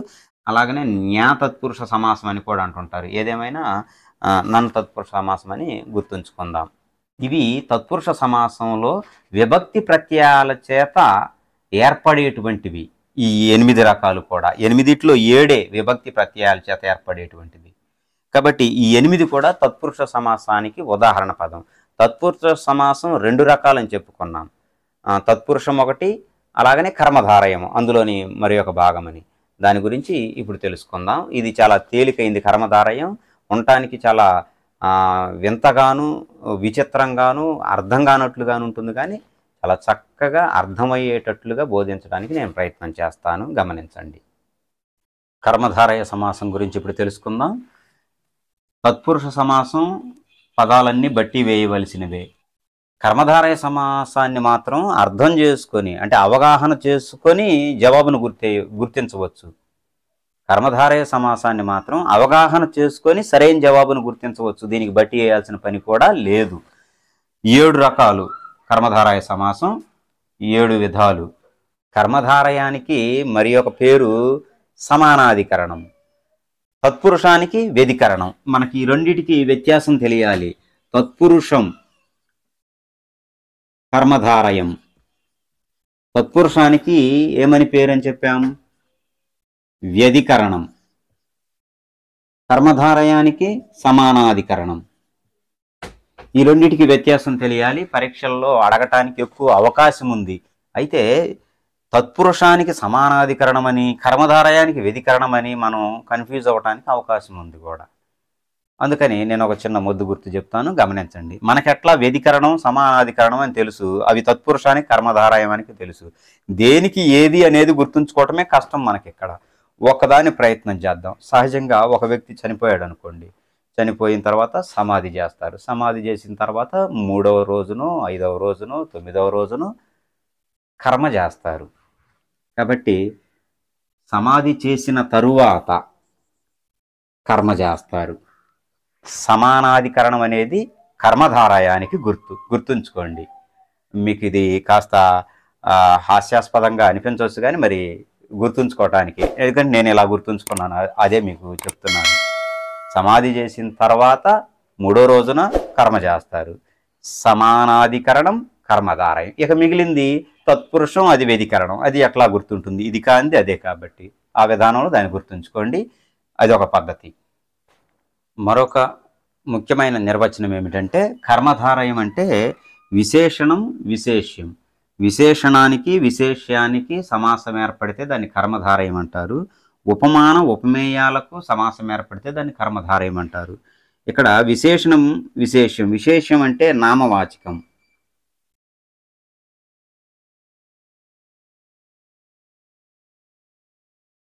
అంటే విశేషణానికి నామవాచకానికి సమాసం ఏర్పడేటువంటిది ఏదంటే కర్మధారయం. ఉపమాన ఉపమేయాలకు సమాసం ఏర్పడేది కర్మధారయం. ఇది ఒక నిర్వచనం, దీన్ని గుర్తుంచుకోండి. ఇప్పుడు 7 సమాసాలకు సంబంధించిన వివరణను పరిశీలిద్దాం. మొదటిది గమనించినట్లయితే విశేషణ పూర్వపద కర్మధారయం, రెండవది విశేషణ ఉత్తరపద కర్మధారయ సమాసం. క సా అని పెట్టాను, పూర్తిగా రాయకుండా, అన్నిటికంతే గమనించండి వాటిని. 3 విశేషణ ఉభయపద కర్మధారయ సమాసం. 4 ఉపమాన పూర్వపద కర్మధారయ సమాసం. ఉపమాన ఉత్తరపద కర్మధారయం. అవధారణ పూర్వపద కర్మధారయ సమాసం. దీనికే మరి ఒక పేరు రూపక సమాసం. గుర్తుంచుకోండి. వేరే పేర్లు ఏమన్నా ఉంటే వాటిని ఖచ్చితంగా గుర్తుంచుకోవాలి. అలాగనే సంభావన పూర్వపద కర్మధారయ సమాసం. వీటిల్లో మనకు 2 పేర్లు బాగా వినిపించినాయి. ఒకటి పూర్వపదం, రెండోది ఉత్తరపదం. పూర్వపదం అంటే చెప్పుకున్నాం, మొదటి పదం. సమాసం పదంలోని మొదటి పదాన్ని పూర్వపదం అంటారు. సమాస పదంలోని 2వ పదాన్ని ఉత్తర పదం అంటారు. ఇక్కడ మొదటి 3 మనం గమనించినట్లయితే విశేషణం విశేషణం విశేషణం అని ఉంది. అంటే విశేషణం మనకేంటో తెలియాలి. భాషా భాగాల్లో నామవాచకం, సర్వనామం, క్రియ, విశేషణం అని చెప్పుకున్నాం. విశేషణం అంటే గుణాలను తెలియజేసేటువంటి దాన్ని విశేషణం అంటావు. ఎర్ర గులాబీ, నల్ల కలువ, తెల్ల కలువ, నల్ల ఏనుగు లేదా తెల్ల ఏనుగు, నల్ల కాకి, ఇలాంటివన్నీ కూడా విశేషణాలే. లోతైన సరస్సు, సన్న బాలుడు లేదా పొడవు బాలుడు, ఈ సన్న, లావు, ఎత్తు, ఎరుపు, నలుపు, తెలుపు, తీపి, ఒగరు, కారం, పులుపు, ఇలాంటి పదాలన్నీ కూడా విశేషణాలే. ఇది మనందరికీ తెలిసిందే, భాషా భాగాలు చదువుకున్నాం కాబట్టి. ఆ విశేషణం ఎక్కడుంది అనేది మనం గుర్తించగలిగితే మొదట విశేషణం తెలియాలి. ఆ తర్వాత ఆ విశేషణం ఏ పదంలో ఉంది, సమాస పదంలో మొదటి పదంలో ఉందా, రెండవ పదంలో ఉందా, ఇది తెలిస్తే ఈ 3 సమాసాలు మనకు తెలిసినట్లే. విశేషణం పూర్వపదంలో ఉందా, ఉత్తర పదంలో ఉందా, లేదా 2 విశేషణాలేనా, ఇది తెలుసుకోవాలి. ఈ 3టికి సంబంధించిన వివరణ అది. ఒకసారి ఒక ఉదాహరణ రాస్తాను, గమనించండి. నల్ల కలువ. నల్ల కలువ ఇది ఒక పదం. నల్ల కలువ. కలువ అనేటువంటిది నామవాచకం. ఇదిగోండి, ఇది విశేష్యం అన్నాం, నామవాచకం. నల్ల అనేటువంటిది కలువ ఎలాంటిది, కలువ ఎలాగుంది, నల్లగా ఉంది. నలుపు విశేషణం. కలువ నామవాచకం. విశేషణానికి నామవాచకానికి దాన్ని విశేష్యం అన్నాం. విశేష్యం అంటే నామవాచకం అని అర్థం. విశేషణానికి విశేష్యానికి సమాసం ఏర్పడితే అది కర్మధారయ సమాసం. ఇప్పుడు నల్ల అనేటువంటి ఈ విశేషణం ఈ 2 పదాలలో మొదటి పదంలో ఉంది కాబట్టి ఇది విశేషణ పూర్వపద కర్మధారయ సమాసానికి ఉదాహరణగా చెప్పవచ్చు. అలా కాకుండా కపోత వృద్ధం అన్నామనుకోండి. కపోత వృద్ధం. కపోతం అంటే పావురం, వృద్ధం అంటే ముసలి అని అర్థం, వృద్ధాప్యం అన్నమాట. కపోతమేమో నామవాచకం, వృద్ధమేమో విశేషణం. అంటే పావురం ఎలాంటిది, ముసలిది, ముసలి పావురం అని అర్థం. ఈ వృద్ధం అనేటువంటిది రెండో పదంలో ఉంది కాబట్టి, ఉత్తర పదంలో ఉంది కాబట్టి విశేషణం ఇది విశేషణ ఉత్తర పద కర్మధారయ సమాసానికి ఉదాహరణగా చెప్పవచ్చు. అలా కాకుండా రెండు విశేషణాలైతే, రెండు పదాలు విశేషణాలైతే, ఉదాహరణకి శీతోష్ణము అన్నామనుకోండి. శీతోష్ణము రెండు పదాలు ఉన్నాయి ఇందులో, ఒకటి శీతము మరియు ఉష్ణము. శీతం ఉంది, ఉష్ణం ఉంది. శీతం అంటే చల్లని, ఉష్ణం అంటే వెచ్చని. చల్లని అన్నా, వెచ్చని అన్నా, తీయని అన్నా, పుల్లని అన్నా అన్ని విశేషణాలే. రెండు విశేషణాలే కాబట్టి విశేషణ ఉభయ పద కర్మధారయ సమాసానికి ఉదాహరణగా మనం చెప్పుకోవచ్చు. మీకు అర్థమైంది అనుకుంటున్నాను. విశేషణం తెలిస్తే మూడు సమాసాలు తెలుస్తాయి. విశేషణాన్ని గుర్తించగలగాలి. విశేషణం మొదటి పదమా, ఉత్తర పదమా, పూర్వపదమా, ఉత్తర పదమా, రెండు పదాల. పూర్వపదం అయితే విశేషణ పూర్వపద కర్మధారయం, రెండో పదంలో ఉంటే విశేషణ ఉత్తర పద కర్మధారయం, రెండు విశేషణాలు అయితే విశేషణ ఉభయ పద కర్మధారయం. ఉభయ చర జీవులు అంటాం కదా, నీటిలోను భూమి మీద బ్రతికేటువంటివి. ఉభయం అంటే రెండు అని అర్థం. రెండు విశేషణాలు అయితే విశేషణ ఉభయ పద కర్మధారయ సమాసం. ఇది సంక్షిప్త వివరణ. మళ్ళీ తర్వాత నేను ఉదాహరణలన్నీ పాఠ్యపుస్తకాల్లో 6 నుంచి 10 దాకా ఇచ్చిన అన్ని ఉదాహరణలను నేను ఇవ్వటానికి ప్రయత్నం చేస్తాను.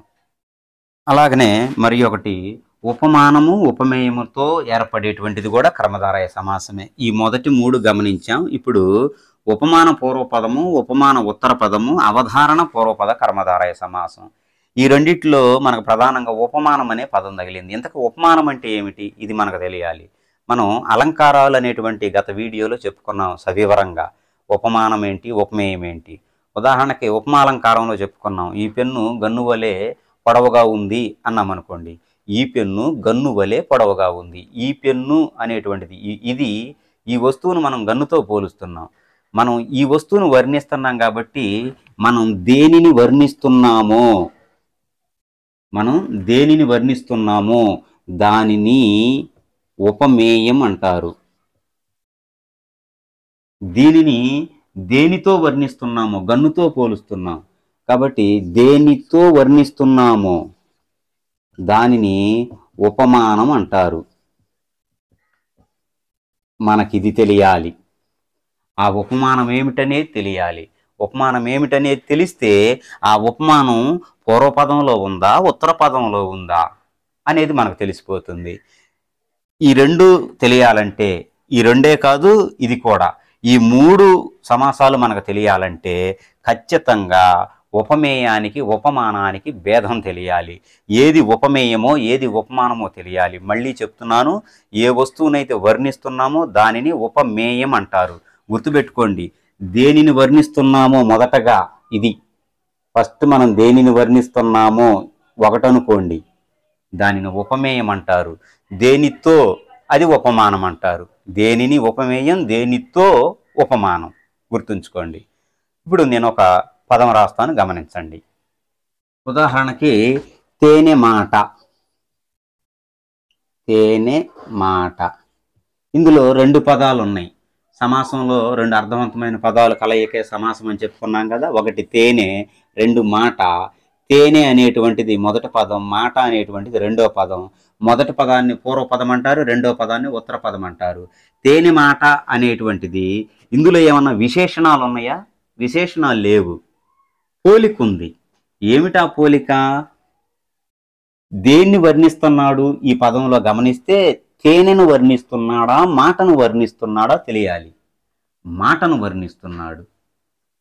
మాటను వర్ణిస్తున్నాడు కాబట్టి ఈ దేనిని వర్ణిస్తున్నామో దానిని ఏమంటాం? ఉపమేయం అంటాం. కాబట్టి ఇది ఉపమేయం. దేనితో వర్ణిస్తున్నాడు మాటను, దేనితో పోలుస్తున్నాడు మాటను? తేనెతో. కాబట్టి ఇది ఉపమానం. జాగ్రత్తగా గమనించండి. ఈ భేదం తెలిస్తే ఈ సమాసం వచ్చినట్లే. ఇది తెలియకపోతే సమాసం రాను కూడా రాదు, అర్థం కాదు. ఈ భేదం తెలియకపోతే సమాసం మనకి అర్థం కాదు. చిన్న మనసు పెట్టి లాజిక్గా ఆలోచిస్తే తెలిసిపోతుంది. ఒక వస్తువుని ఇంకొక వస్తువుతో పోలుస్తాడు. దేనిని దేనితో పోలుస్తున్నాడో తెలుసుకోవాలి. దేనిని అది ఉపమేయం, దేనితో అది ఉపమానం. తేనె మాట అనే పదంలో మాటను వర్ణిస్తున్నాడు. మాటను వర్ణించాలనుకుంటున్నాడు, తేనెను వర్ణించాలనుకోవట్లా. మాటను వర్ణించాలనుకుంటున్నాడు, అది ఉపమేయం. ఈ మాటను దేనితో వర్ణించాలనుకుంటున్నాడు? తేనెతో పోలుస్తున్నాడు. తేనె అనేటువంటిది ఉపమానం. కాబట్టి ఉపమానం మొదటి పదంలో ఉంది. ఉపమానం మొదటి పదంలో ఉంటే సమాసం ఉపమాన పూర్వపద కర్మధారయ సమాసానికి ఉదాహరణ. తేనె వంటి మాట, మాట వంటి తేనె, తేనె వంటి మాట, తేనె వంటి మాట. తర్వాత ఇంకొక పదం గమనిద్దాం, మరి ఒక పదాన్ని గమనిద్దాం. తనులత. తనులత రెండు పదాలు ఉన్నాయి. ఒకటి తను, తను అంటే తనువు, శరీరం. లత, లత అంటే తీగ. ఒకటి శరీరం, రెండు తీగ. మనకిచ్చిన పదానికి అర్థాన్ని గ్రహించగలిగితే చాలు, మనకి ఈ సమాసాన్ని వస్తుందన్నమాట. తనులత. తను అంటే శరీరం, లత అంటే తీగ. దేన్ని వర్ణించాలనుకుంటున్నాడు? శరీరాన్నా తీగనా? శరీరాన్ని వర్ణించాలనుకుంటున్నాడు, తనువును వర్ణించాలనుకుంటున్నాడు.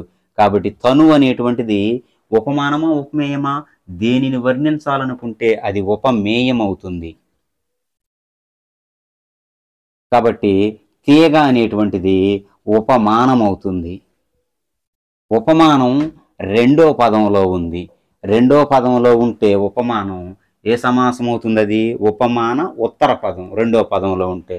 కాబట్టి ఉపమాన ఉత్తర పద కర్మధారయ సమాసానికి ఉదాహరణగా చెప్పవచ్చు. తనులత ఇచ్చి విగ్రహవాక్యం అడిగాడు అనుకోండి, ఏమవుతుంది విగ్రహవాక్యం? తనులత. లత వంటి తనువా, తనువు వంటి లత, లత తనువా, తనులతనా? మనం కన్ఫ్యూజ్ అవడానికి అవకాశం ఉంది. తనులత, లత వంటి తనువు. ఇంకా దాన్ని కన్ఫర్మ్ చేసుకోవాలనుకుంటే, ఖచ్చితత్వం చేసుకోవాలనుకుంటే, లత వంటి తనువు అంటే తీగ వంటి శరీరం, ఇది సరైంది. శరీరం వంటి తీగ కాదు, శరీరం వంటి తీగ అనం కదా, తీగ వంటి శరీరం, లత వంటి తనువు, ఇది జాగ్రత్తగా గమనించండి. అలాగనే అవధారణ పూర్వపద కర్మధారయ సమాసం, దీన్ని రూపక సమాసం అంటారు. అభేదం చెప్పడం, అభేదం చెబితే దాన్ని రూపక సమాసం అని మనం చెప్పుకోవచ్చు. రూపక అలంకారంలో వచ్చిన పదాలన్నీ రూపక సమాసంలోనే వస్తాయి. ఉదాహరణకి సంసార సాగరం, ఈ పదం ఉంది, సంసార సాగరం. ఇది ఏ సమాసానికి ఉదాహరణ అంటే సంసారమనడి సాగరం, ఇది విగ్రహవాక్యం. సంసారాన్ని సాగరంతో పోలుస్తున్నాడు. సంసార సాగరాన్ని ఈదటం కష్టం అన్నాడు. దేనిని ఈదటం కష్టం? సంసారాన్న సాగరాన్న అంటే సంసారం వేరు సాగరం వేరు కాదు, రెండు ఒక్కటేను, ఏ భేదము లేదు. అభేదం చెబితే దాన్ని రూపక అలంకారం అన్నాం కదా, సమాసంలో కూడా ఇదే రూపక సమాసం. దీనికి మరి ఒక పేరు అవధారణ పూర్వపద కర్మధారయ సమాసం. సంసారమనిడి సాగరం, విషవృక్షం, సంసార విషవృక్షం, సంసారమనిడి విషవృక్షం, సేవావృత్తి, సేవ అనేది వృత్తి, ఇలాంటి పదాలన్నీ కూడా అభేదం చెబితే అది రూపక సమాసానికి ఉదాహరణ. మనం అందరం రూపక సమాసం అంటాం, దాని అసలు పేరు అవధారణ పూర్వపద కర్మధారయ సమాసం, గుర్తుంచుకోండి. ఆ తర్వాత 7 సంభావన పూర్వపద కర్మధారయ సమాసం.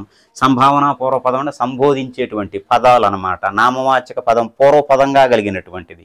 మర్రి చెట్టు, మర్రి అని పేరు గల చెట్టు, భారతదేశం, భారతదేశం, భారత్ అనేటువంటి పేరు గల దేశం. ఇలా పేర్లను తెలియజేసేటువంటిది సంభావన పూర్వపద కర్మధారయ సమాసం. సంభావనకు సంబంధించినటువంటి పూర్వపదం ఉంటుందన్నమాట. ఇది సంక్షిప్త వివరణ. నేను ఇప్పుడు 10వ తరగతిలో ఇచ్చినటువంటి వీటన్నిటికి సంబంధించి ఒక్కొక్క పదం ఇచ్చాడు, ఆ పదాలను ఇక్కడ రాస్తాను, ఆలోచించండి, దేనికి చెందినవో గుర్తించగలుగుదాం.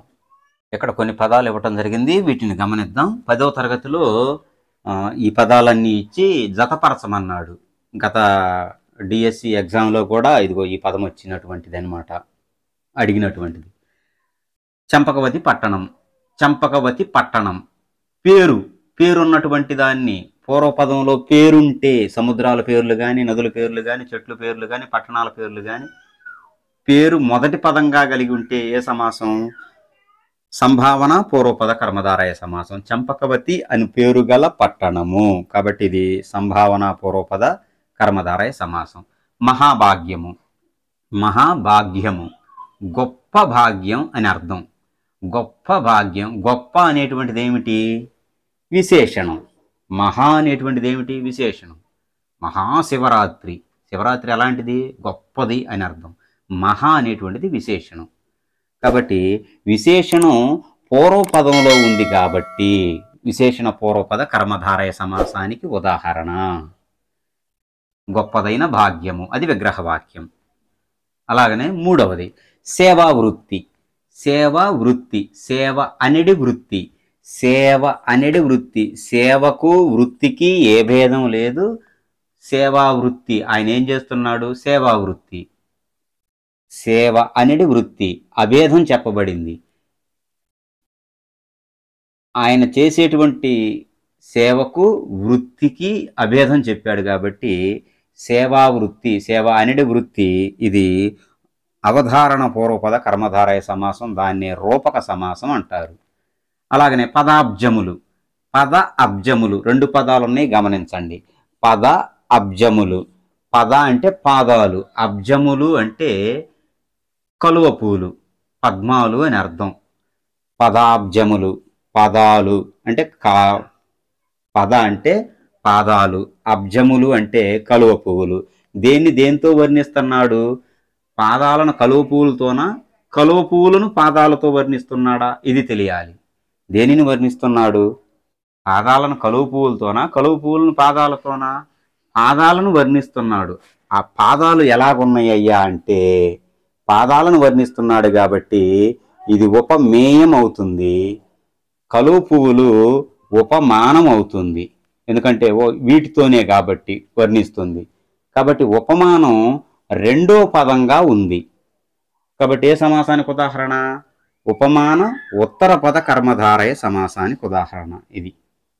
ఉపమాన ఉత్తర పద కర్మధారయ సమాసం. విగ్రహవాక్యం ఏమిటి? అబ్జముల వంటి పాదాలు అంటే పద్మాలు లాంటి పాదాలు.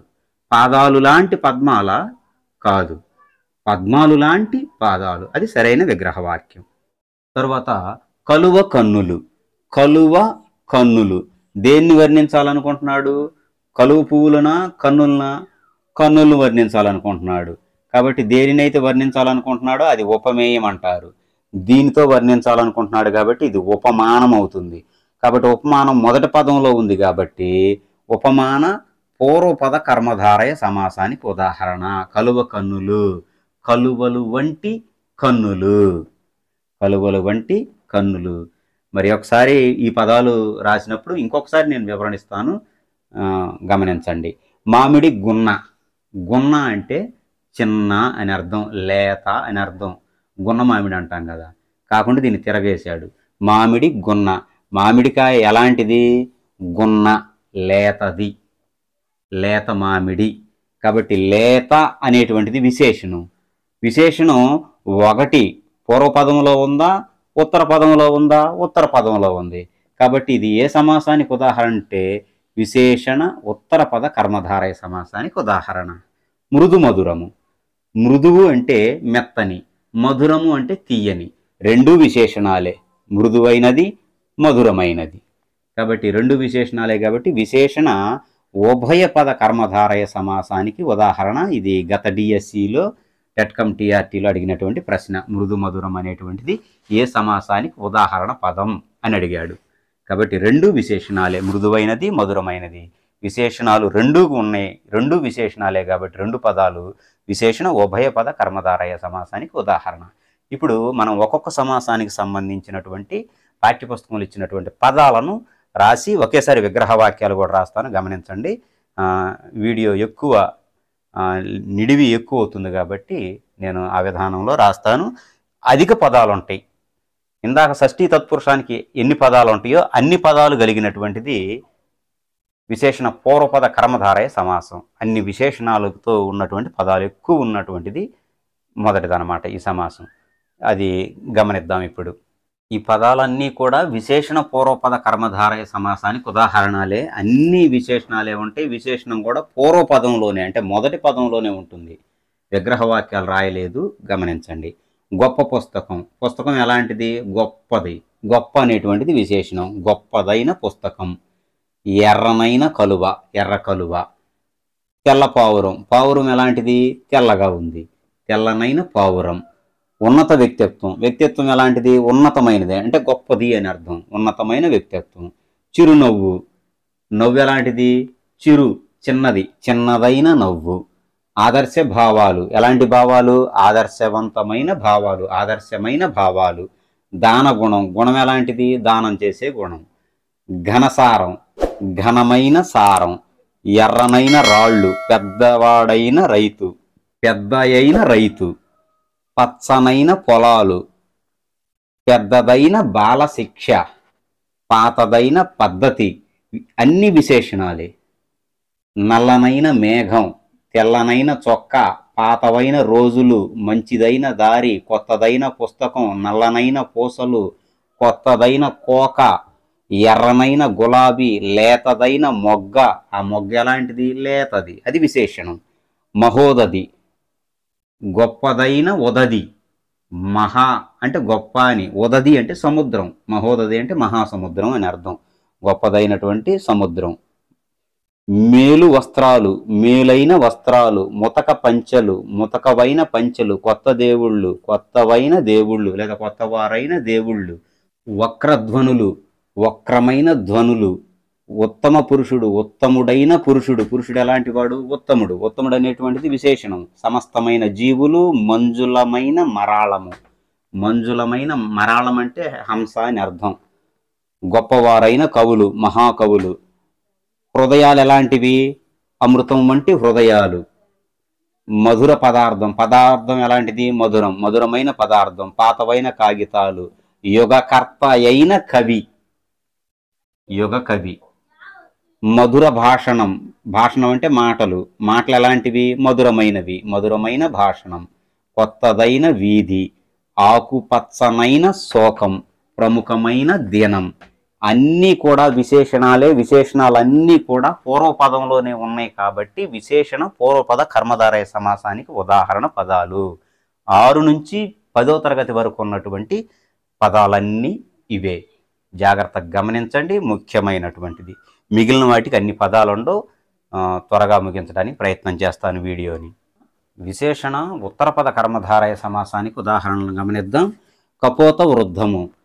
వృద్ధము అంటే ముసలి అని అర్థం. కపోతం ఎలాంటిది? పావురం ఎలాంటిది అంటే ముసలిది. ముసలి అనేటువంటిది విశేషణం కాబట్టి విశేషణం రెండో పదంలో ఉత్తర పదంలో ఉంది కాబట్టి విశేషణ ఉత్తరపద కర్మధారయ సమాసానికి ఉదాహరణ. వృద్ధమైన కపోతం. విగ్రహవాక్యంలో మనం ఇది మొదట ఉంది కదా అని చూడకూడదు. విగ్రహవాక్యంలో మొదటి విశేషణం ఉంది కదా అని గమనించకండి.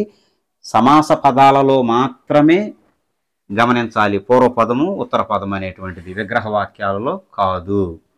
కార్మిక వృద్ధుడు. వృద్ధుడైన కార్మికుడు. వృద్ధుడు విశేషణం రెండవ పదం.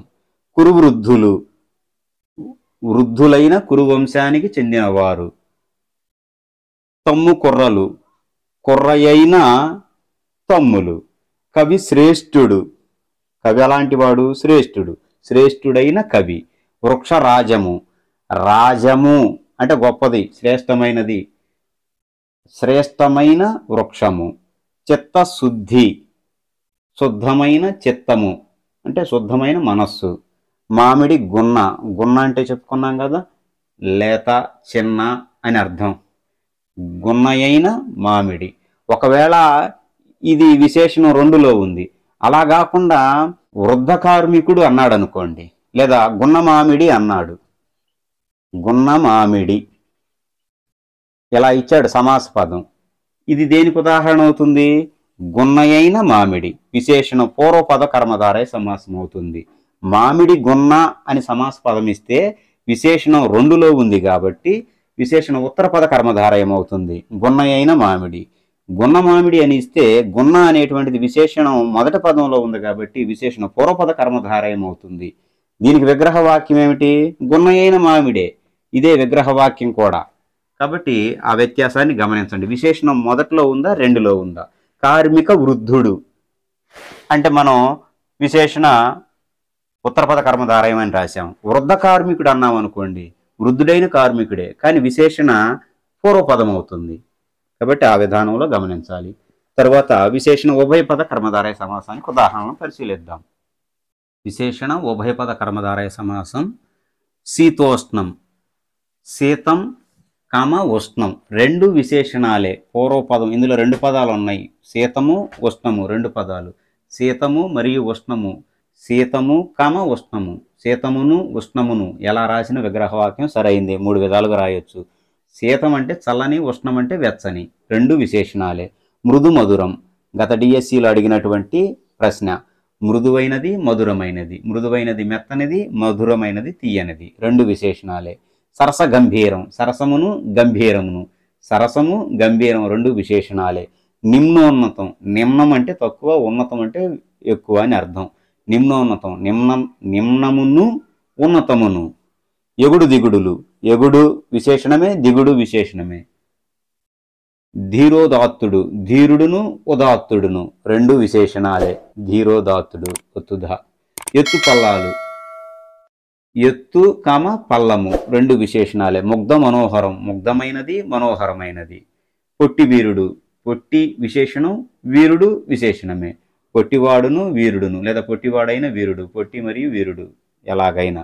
కాబట్టి రెండు పదాలు విశేషణాలు అయితే విశేషణ ఉభయపద కర్మధారయ సమాసం ఉదాహరణగా మనం చెప్పుకోవచ్చు. అలాగనే ఉపమాన పూర్వపద కర్మధారయ సమాసం ఇందాక మనం వివరించుకున్నాం కాబట్టి ఎక్కువగా ఇప్పుడు వివరించట్లేదు. ఈ పదాలను గమనించండి. ఉపమాన పూర్వపద కర్మధారయ సమాసానికి సంబంధించినవి, ఉపమాన ఉత్తరపద కర్మధారయ సమాసానికి సంబంధించిన రెండు పదాలను ఒకేసారి రాశాను. ఉపమానం పూర్వపదంగా ఉండటం ఇందాక వివరించుకున్నాం. ఏ వస్తువునైతే వర్ణిస్తున్నామో దాన్ని ఉపమానం. ఇందాక వివరించుకున్నాం. ఏ వస్తువునైతే వర్ణిస్తున్నామో దానిని ఉపమేయం అంటారు, దేనితో వర్ణిస్తున్నామో దానిని ఉపమానం అంటారు. ఆ ఉపమానం ఎన్నో పదంగా ఉందనే తెలియాలి. కలువ కన్నులు, కలువ కన్నులు, కలువల వంటి కన్నులు. కలువ కన్నులు అనేటువంటి సమాస పదంలో కవి దేన్ని వర్ణించాలనుకుంటున్నాడు? కలువలనా కన్నులనా? కన్నులను. కాబట్టి కన్నులు ఉపమేయం అవుతుంది, కలువలు ఉపమానం అవుతుంది. కాబట్టి ఉపమానం పూర్వపదంగా ఉంది కాబట్టి ఉపమాన పూర్వపద కర్మధారయ సమాసానికి ఉదాహరణ కలువల వంటి కన్నులు. తేనె మాట, దేన్ని వర్ణించాలనుకుంటున్నాడు? మాటని, ఇది ఉపమేయం. దేనితో? తేనెతో, అది ఉపమానం. కాబట్టి తేనె వంటి మాట ఉపమాన పూర్వపద కర్మధారయం. చిగురు కేలు, కేలు అంటే చెయ్యి, చిగురు అంటే లేత, లేతదైనటువంటి చెయ్యి అని అర్థం. కేలు వంటి, చిగురు వంటి కేలు, చిగురు వంటి కేలు, చిగురు వంటి కేలు ఉపమాన పూర్వపద కర్మధారయ సమాసం. పదాబ్జములు, ఇక ఉపమాన ఉత్తర పద కర్మధారయం. ఉపమానం రెండో పదంలో ఉంటే ఉత్తర పద కర్మధారయం. పదాబ్జములు చాలా ముఖ్యమైనది, గమనించండి. ఇది కూడా ముఖ్యమైనది, గమనించండి. పదాబ్జములు, అబ్జముల వంటి పాదాలు అంటే పద్మాలు లాంటి పాదాలు. అబ్జముల వంటి పాదాలు, పాదాలను వర్ణించాలనుకుంటున్నాడు. ఇది ఉపమేయం, ఇది ఉపమానం. ఉపమానం రెండో పదంలో ఉంది కాబట్టి ఉపమాన ఉత్తరపద కర్మధారయానికి ఉదాహరణ. వనితారత్నములు, వనితారత్నము, రత్నము వంటి వనితలు ఉపమానం ఉత్తరపదం. ఎవరిని వర్ణించాలనుకుంటున్నాడు? వనితలనా రత్నాలనా? వనితలను. కాబట్టి ఇది ఉపమేయం, ఇది ఉపమానం, రెండులో ఉంది ఉపమానం. ఉపమానం ఉత్తరపదం. వచనామృతం, అమృతం వంటి వచనము, అమృతం వంటి వచనము. వచనాన్ని వర్ణించాలనుకుంటున్నాడు. ఎలా ఉంది? అమృతం వలె, ఇది ఉపమానం. కన్నీటి ముత్యాలు, కన్నీరును వర్ణించాలనుకుంటున్నాడు, అవి ముత్యాల్లాగా ఉండయి అంటున్నాడు. కన్నీటిని వర్ణించాలనుకుంటున్నాడు, ఇది ఉపమేయం. ముత్యాలతో వర్ణించాలనుకుంటున్నాడు, అది ఉపమానం. ఉపమానం రెండులో ఉంది కాబట్టి ఉపమాన ఉత్తరపద కర్మధారయ సమాసం. తనువు లత, ఇందాక చెప్పుకున్నాం, లత వంటి తనువు. ఇవి ఈ రెండు సమాసాలకు ఉదాహరణ పదాలు. ఇక అవధారణ సంభావన పదం, అవధారణ పూర్వపద కర్మధారయ సమాస పదాలను కూడా గమనిద్దాం. దాన్నే రూపక సమాసం అంటారని తెలుసుకున్నాం కదా. అవధారణ పూర్వపద కర్మధారయ సమాసం, దాన్ని రూపక సమాసం అంటారు. ఉపమేయానికి ఉపమానానికి అభేదం చెబితే దాన్ని రూపక సమాసం అంటారు. ఆయుధ శక్తి, ఆయుధమనడి శక్తి. కాలవర్తకుడు, కాలమనడి వర్తకుడు. అంటే ఒక వస్తువుని ఇంకో వస్తువుతో పోలుస్తాం కదా, పోల్చేటువంటి విధానంలో అభేదం చెప్పడం. రెండు వేరు వేరు కాదు, రెండు ఒకటేను అని చెప్పడం అన్నమాట. మనం ఇందాక చూసాం సంసార సాగరం, సంసారం అంటే కుటుంబం, సాగరం అంటే సముద్రం. సంసార సాగరం అంటే సంసారం అనేది సాగరం. సంసార సాగరాన్ని ఈదటం కష్టం. దేన్ని ఈదటం కష్టం? సంసారాన్నా సాగరాన్నా? రెండింటిని, రెండు వేరు కాదు, రెండు ఒకటేను, రెండింటిని ఈదటం కష్టం అని. కాబట్టి ఇలా అభేదం చెప్పడం. ఈ పదాలన్నీ అలా అభేదం చెప్పినవే. శోకాగ్ని, శోకం అంటే దుఃఖం, అగ్ని అంటే నిప్పు, మంట అన్నమాట. శోకాగ్ని అంటే శోకమనిడి అగ్ని. శోకం వేరు, దుఃఖం వేరు, అగ్ని వేరు కాదు, రెండు ఒకటేను. శోకాగ్ని, శోకమనిడి అగ్ని. కాబట్టి ఇవన్నీ కూడా రూపక సమాసానికి ఉదాహరణ పదాలు. ఆయుధ శక్తి, ఆయుధమనిడి శక్తి. కాలవర్తకుడు, కాలమనిడి వర్తకుడు. అంబర వీధి, అంబరం అంటే ఆకాశం, వీధి అంటే మార్గం. అంబరమనిడి వీధి. లోకభాండము, భాండం అంటే కుండ, లోకమనిడి భాండము. సేవావృత్తి, సేవ అనేది వృత్తి, 10వ తరగతి. చంద్రికాంబోధి, చంద్రిక అనేది అంబోధి. చంద్రిక అంటే వెన్నెల, అంబోధి అంటే సముద్రం. వెన్నెల అనేది సముద్రం అని అర్థం. అలాగనే గిరి కార్ముఖం, గిరి అంటే పర్వతం, కార్ముఖం అంటే కర్మకారునిచే చేయబడిందని వ్యుత్పత్తార్థాల్లో చెప్పుకున్నాం. ధనస్సు, గిరి కార్ముఖం. గిరి అనేది కార్ముఖం అంటే పర్వతం అనేటువంటి ధనస్సు. ఆ పర్వతం అనేటువంటి ధనస్సు నుంచి హరి అనేటువంటి శరము, శరం అంటే బాణం, హరి అంటే ఆంజనేయుడు, ఆంజనేయుడు అనేటువంటి బాణాన్ని విడిచినట్లుగా ఉంది అంటాడు సముద్ర లంఘనం అనేటువంటి పాఠ్యాంశంలో. హరి అనేది శరము, హరిశరము. మోక్షలక్ష్మి, మోక్షమనడి లక్ష్మి. ఇవన్నీ కూడా రూపక సమాసానికి ఉదాహరణ పదాలు. గమనించండి, రూపక అలంకారంలో ఏ పదాలు అయితే వస్తాయో అయ్యే పదాలు ఇక్కడ వస్తాయన్నమాట. నా మిత్రుడి యొక్క శోకాగ్ని నేను పోగొట్టలేకపోయాను, దీనిలో గల అలంకారం ఏందన్నాడు అనుకోండి, శోకాగ్ని, శోకమనిడి అగ్ని. రూపక అలంకారం అవుతుంది, రూపక సమాసం అవుతుంది. అలాగనే చివరిది సంభావన పూర్వపద కర్మధారయ సమాసం. సంభావన పూర్వపద కర్మధారయ సమాసం, పూర్వపదం సంభావనం పేరుతో ఉంటుందన్నమాట. భారతదేశం, వీటికి ఏటికి కూడా విగ్రహవాక్యాలు రాయలేదు, తెలిసినవే కాబట్టి. భారతం అను పేరు గల దేశం. దక్షిణ భాగం, దక్షిణం అను పేరు గల భాగం. ద్వారకా నగరం, ఆ నగరానికి ఏమని పేరు అంటే ద్వారకా, ద్వారకా అను పేరు గల నగరం.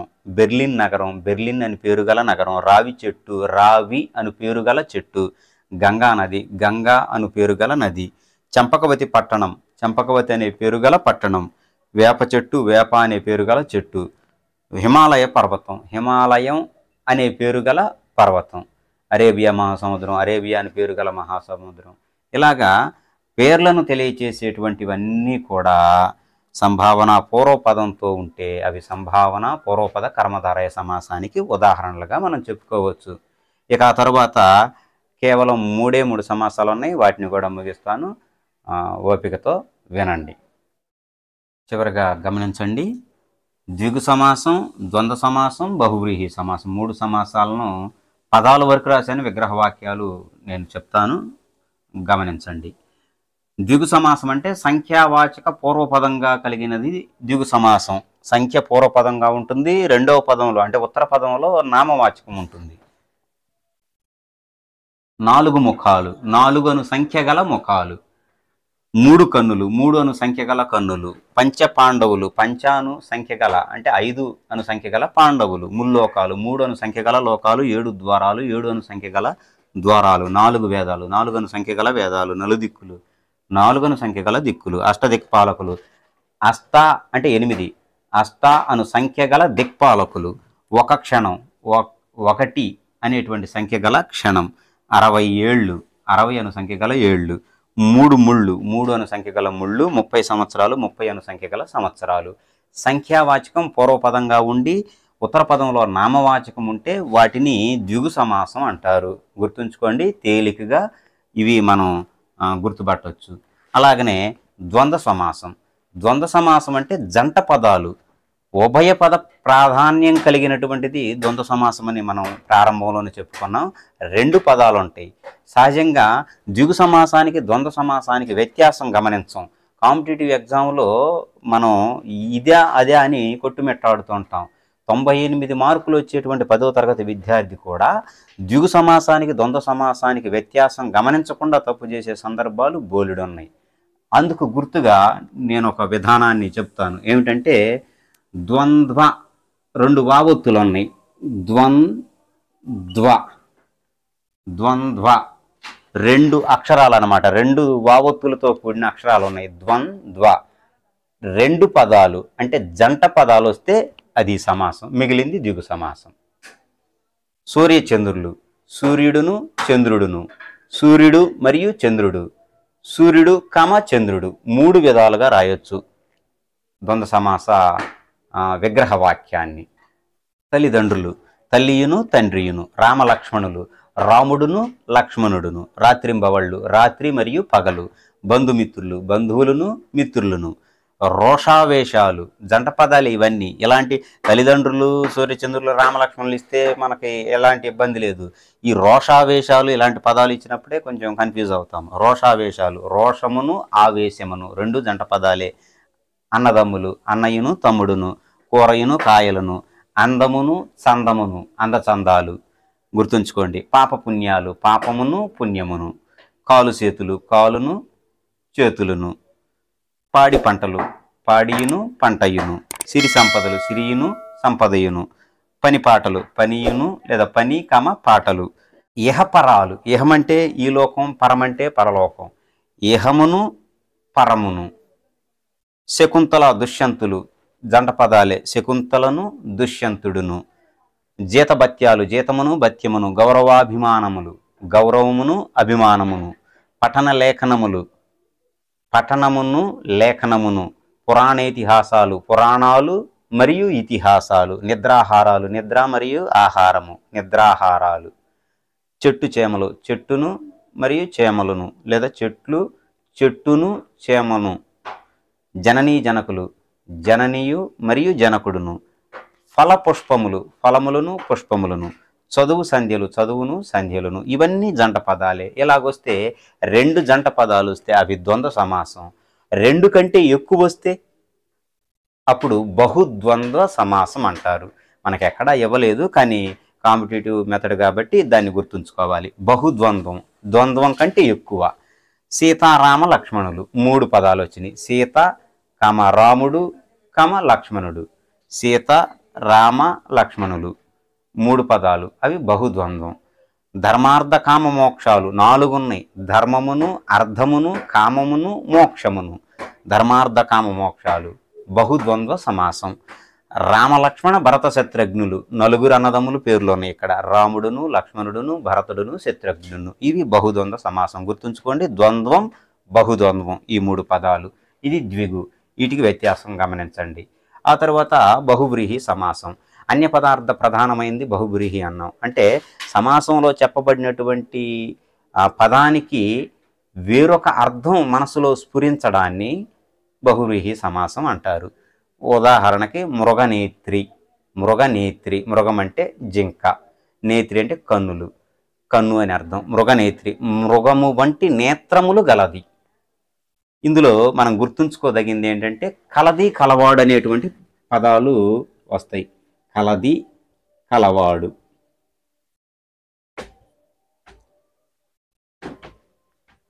కలది, కలవాడు అనేటువంటి పదాలు వచ్చేటువంటిది. మృగనేత్రి, మృగము వంటి నేత్రములు గలది అనగానే ఎవరో ఒక స్త్రీ అని అన్య పదార్థ ప్రధానంగా మనకి కనిపిస్తుంది. శాస్త్రాభిమాని, శాస్త్రమునందు అభిమానము కలవాడు ఎవరో ఒక వ్యక్తి.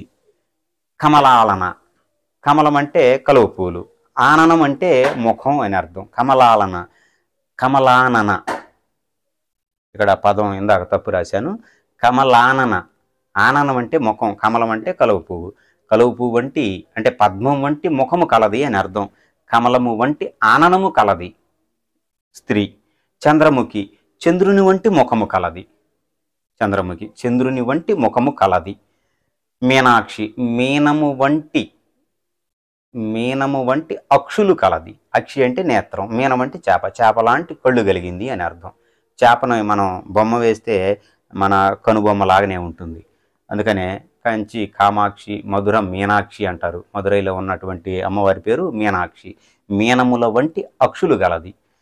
సుమతి, మంచి బుద్ధి కలది లేదా మంచి బుద్ధి కలవాడు. ఇవన్నీ కూడా కలది, కలవాడు వచ్చేటువంటివి. అవి బహువ్రీహి సమాసానికి ఉదాహరణ పదాలు. అలాగనే ఈ మూడు పదాలను జాగ్రత్తగా గమనించాలి. త్రినేత్రుడు, ముక్కంటి, చతుర్ముఖుడు. త్రినేత్రుడు, ముక్కంటి, చతుర్ముఖుడు. త్రినేత్రుడు ఈ మూడిట్లో కూడా సంఖ్య వచ్చింది, గమనించండి, సంఖ్య వచ్చింది కాబట్టి మనం ద్విగు సమాసం అని అనుకుంటాం. కానీ ఈ 3 పదాలు సంఖ్య వచ్చినప్పటికీ ద్విగు సమాసానికి చెందినవి కావు. ఎందుకంటే త్రినేత్రుడు 3 నేత్రములు కలవాడు, 3 కన్నులు కలవాడు. 3 కన్నులు కలవాడు అనగల మనసులోకి ఎవరు వచ్చారు? శివుడు. అన్య పదార్థ ప్రధానమైనది బహువ్రీహి కాబట్టి ఇది బహువ్రీహి సమాసానికి ఉదాహరణ. ముక్కంటి 3 కన్నులు కలవాడు. చతుర్ముఖుడు 4 ముఖములు కలవాడు అనంగల్నే 4 ముఖాలు కలిగిన వాడు అనగల మనసులోకి బ్రహ్మ. అన్య పదార్థ ప్రధానం అంటే విగ్రహవాక్యంలో చెప్పబడిన దానికి మన మనస్సులోకి వచ్చేటువంటి అర్థానికి వేరుగా ఉంటుందన్నమాట. కాబట్టి త్రినేత్రుడు, ముక్కంటి, చతుర్ముఖుడు ఈ 3 పదాలు సంఖ్య ఉన్నాయి, కానీ ద్విగు సమాసం కాదు. అవి బహువ్రీహి సమాసానికి ఉదాహరణ పదాలు. దీనిని గమనించండి. మరి 4 పదాలు. ఆజానుబాహుడు. జానువు వరకు బాహువులు కలవాడు. జాను అంటే మోకాలు దాకా చేతులు కలిగినటువంటి వాడు, అంటే బాగా దేహదారుఢ్యం కలవాడు అని అర్థం. గరుడ వాహనుడు. గరుడు వాహనంగా కలవాడు. పద్మాక్షి పద్మముల వంటి అక్షులు గలది. అక్షి అంటే నేత్రం, అంటే పద్మాల లాంటి కళ్ళు కలిగింది అని అర్థం, పద్మాక్షి. చక్రపాణి. చక్రము పాణియందు కలవాడు. పాణి అంటే చెయ్యి, పాణియందు చక్రము కలిగిన వాడు అని అర్థం. ఇవి బహువ్రీహి సమాసానికి సంబంధించిన ఉదాహరణ పదాలు. మరి ఇప్పటి వరకు సమాసాలకు సంబంధించినటువంటి అన్ని ఉదాహరణలను పాఠ్యపుస్తకంలో ఇచ్చిన వాటిని అన్నింటినీ బోర్డు మీద రాసి మీకు చెప్పడానికి ప్రయత్నం చేశాను. చిన్న చిన్న పొరపాట్లు ఏమన్నా ఉంటే ఒకవేళ నేను చెప్పే క్రమంలో పొరపాట్లు జరిగితే వాటిని సరి చేసుకోండి. అలాగనే గత పరీక్షలో వచ్చినటువంటి కొన్ని ప్రశ్నలను చూసి ఈ వీడియోను ముగిద్దాండి. ఇప్పటికే చాలా నిడివి ఎక్కువైనట్లుంది. గత డిఎస్సి, టెట్కమ్, టీఆర్టీలో అడిగినటువంటి కొన్ని ప్రశ్నలను పరిశీలిద్దాం. 1, పచ్చినెత్తురు అనేటువంటిది ఏ సమాసానికి ఉదాహరణ పదం అని ఇచ్చాడు. మొదటిది పచ్చినెత్తురు. పచ్చినెత్తురు అన్నప్పుడు నెత్తురు ఎలాంటిది? పచ్చిది. పచ్చి అనేటువంటిది ఏమిటది? విశేషణం. నెత్తురు ఎలాగుంది అంటే ఎండిపోయిందా, పచ్చిగా ఉందా? పచ్చిగా ఉంది. పచ్చి అనేటువంటిది విశేషణం కాబట్టి విశేషణ పూర్వపద కర్మధారయ సమాసానికి ఉదాహరణ. షడ్రుచులు. షడ్రుచులు అనేటువంటిది సమాస నామం, ఆ సమాసం పేరు చెప్పమన్నాడు. షడ్రుచులు తెలుసు కదా. షడ్రుచులు అనేటువంటిది సంఖ్యావాచకం. షట్టను సంఖ్య గల రుచులు. ద్విగు సమాసం సంఖ్య వస్తే. ఉత్తర పదార్థ ప్రాధాన్యం గల సమాసం. జాగ్రత్తగా గమనించండి. ఉత్తర పదార్థ ప్రాధాన్యం గల సమాసం. నేను ఒక కోడ్ చెప్పాను. ఏమిటా కోడు? అత్త దగ్గర బహు ఆస్తి ఉంది. అత్త దగ్గర బహు ఆస్తి ఉంది. ఆ అంటే అవ్యయీభావ సమాసం, అది పూర్వపద ప్రాధాన్యం కలిగింది. తా అంటే తత్పురుష సమాసం, అది ఉత్తర పద ప్రాధాన్యం కలిగింది. దా అంటే ద్వంద్వ సమాసం, 2 పదాలు, బహువ్రీహి అన్యపదం. ఈ రెండోది అడిగాడు అనమాట. ఉత్తర పద ప్రాధాన్యం కలిగింది, తత్పురుష సమాసం, గుర్తుంచుకోండి. అలాగనే కమలానన. కమలానన అనేటువంటిది ఏ సమాసానికి ఉదాహరణ పదం అని అడిగాడు. ఆననం అంటే ముఖం, కమలం అంటే పద్మం. కమలము వంటి ఆననము కలది. కలవాడు వచ్చేటువంటి సమాసం బహువ్రీహి సమాసం. జవాబు బహువ్రీహి. మృదు మధురము. మనం ఇందాక కూడా చెప్పుకున్నాం. మృదువు, మధురము. మృదువు అంటే మెత్తని, మధురం అంటే తీయని, 2 విశేషణాలే. కాబట్టి విశేషణ ఉభయ పద కర్మధారయ సమాసం. అసత్యం, అన్యాయం, అనుచితం, అనునవి ఆ పదాలు దేనికి ఉదాహరణ పదాలు? ప్రథమ, సప్తమి, పంచమి, నంతత్పురుషం. అసత్యం సత్యం కానిది, అన్యాయం న్యాయం కానిది, అనుచితం ఉచితం కానిది, వ్యతిరేకార్థాన్ని సూచించేటువంటిది ఏంటంటే నంతత్పురుష సమాసం. అలాగనే క్రింది వానిలో విశేషణ పూర్వపద కర్మధారయ సమాసానికి ఉదాహరణ పదం ఏందని 4 పదాలు ఇచ్చాడు. ఇక్కడ ఖాళీ లేదు, నేను ఇక్కడ రాస్తాను, గమనించండి. ఆప్షన్స్ ఇవి. కపోత వృద్ధం. వృద్ధం అంటే ముసలి అని అర్థం. ఏమన్నాడు? విశేషణ పూర్వపదం అన్నాడు. పూర్వపదంలో విశేషణం ఉండాలి. తేలిగ్గా పూర్వపదంలో విశేషణం ఏముందో గమనిద్దాం. కపోతం అంటే పావురం, విశేషణం కాదు. సింహపు, సింహం అంటే విశేషణం కాదు. చిత్ర, చిత్ర వర్ణాలు, వర్ణం అంటే రంగులు, చిత్రం అంటే రంగురంగులు, చిత్రమైన వర్ణాలు, ఇది విశేషణం. కన్నుల కలువలు, కన్నులు కూడా విశేషణం కాదు. పూర్వపదంలో విశేషణం ఎక్కడుందంటే మూడో దానిలో ఉంది. ఇదిగో చిత్రమైన వర్ణాలు అని అర్థం. చిత్రం అనేటువంటిది విశేషణం. కపోతం పావురం, సింహము, కన్నులు ఏది విశేషణం కాదు. కాబట్టి విశేషణ పూర్వపద కర్మధారయానికి ఉదాహరణ ఇది. కొదమ అనేటువంటిది కూడా విశేషణమే, కానీ ఇది ఉత్తర పదంలో ఉంది. కొదమ అంటే పిల్ల అని అర్థం, సింహపు కొదమ అంటే సింహం పిల్ల అని అర్థం. కాబట్టి ఇది విశేషణమే, కానీ రెండులో ఉంది, ఉత్తర పదంలో ఉంది. వృద్ధం కూడా విశేషణమే, అది ఉత్తర పదంలో ఉంది. కలువ కన్నులు అనేటువంటిది కలువల వంటి కన్నులు, అది ఉపమానానికి సంబంధించినటువంటి ఉదాహరణ. ఇవి కొన్ని ప్రశ్నలు. అలాగనే మోక్షలక్ష్మి కూడా ఇచ్చాడు. మోక్షమనిడి లక్ష్మి ఏ సమాసం అన్నాడు? రూపక సమాసం. అలాగనే ఏకదేశీ సమాసం అని ఏ సమాసాన్ని అంటాడన్నారు? ప్రథమా తత్పురుష సమాసాన్ని అంటారు. కాబట్టి ఇలాంటి ప్రశ్నలు నమూనా కొన్ని ప్రశ్నలు. ఇప్పటి వరకు సమాసాలకు సంబంధించిన సంపూర్ణ వివరణ మీకు అందించాను అని నేను భావిస్తున్నాను. వీడియో చాలా లెంతీ అయింది. మరి ఓపికతో మీరందరూ విన్నందుకు ధన్యవాదాలు తెలియజేసుకుంటూ, సందేహాలు ఏమన్నుంటే మీరు మరి ఒకసారి వాటిని పరిశీలిస్తూ విని ఈ అంశానికి ఇచ్చేటువంటి మార్కులను మీరు ఖచ్చితంగా పొందాలని మనస్ఫూర్తిగా ఆశిస్తూ ధన్యవాదాలు.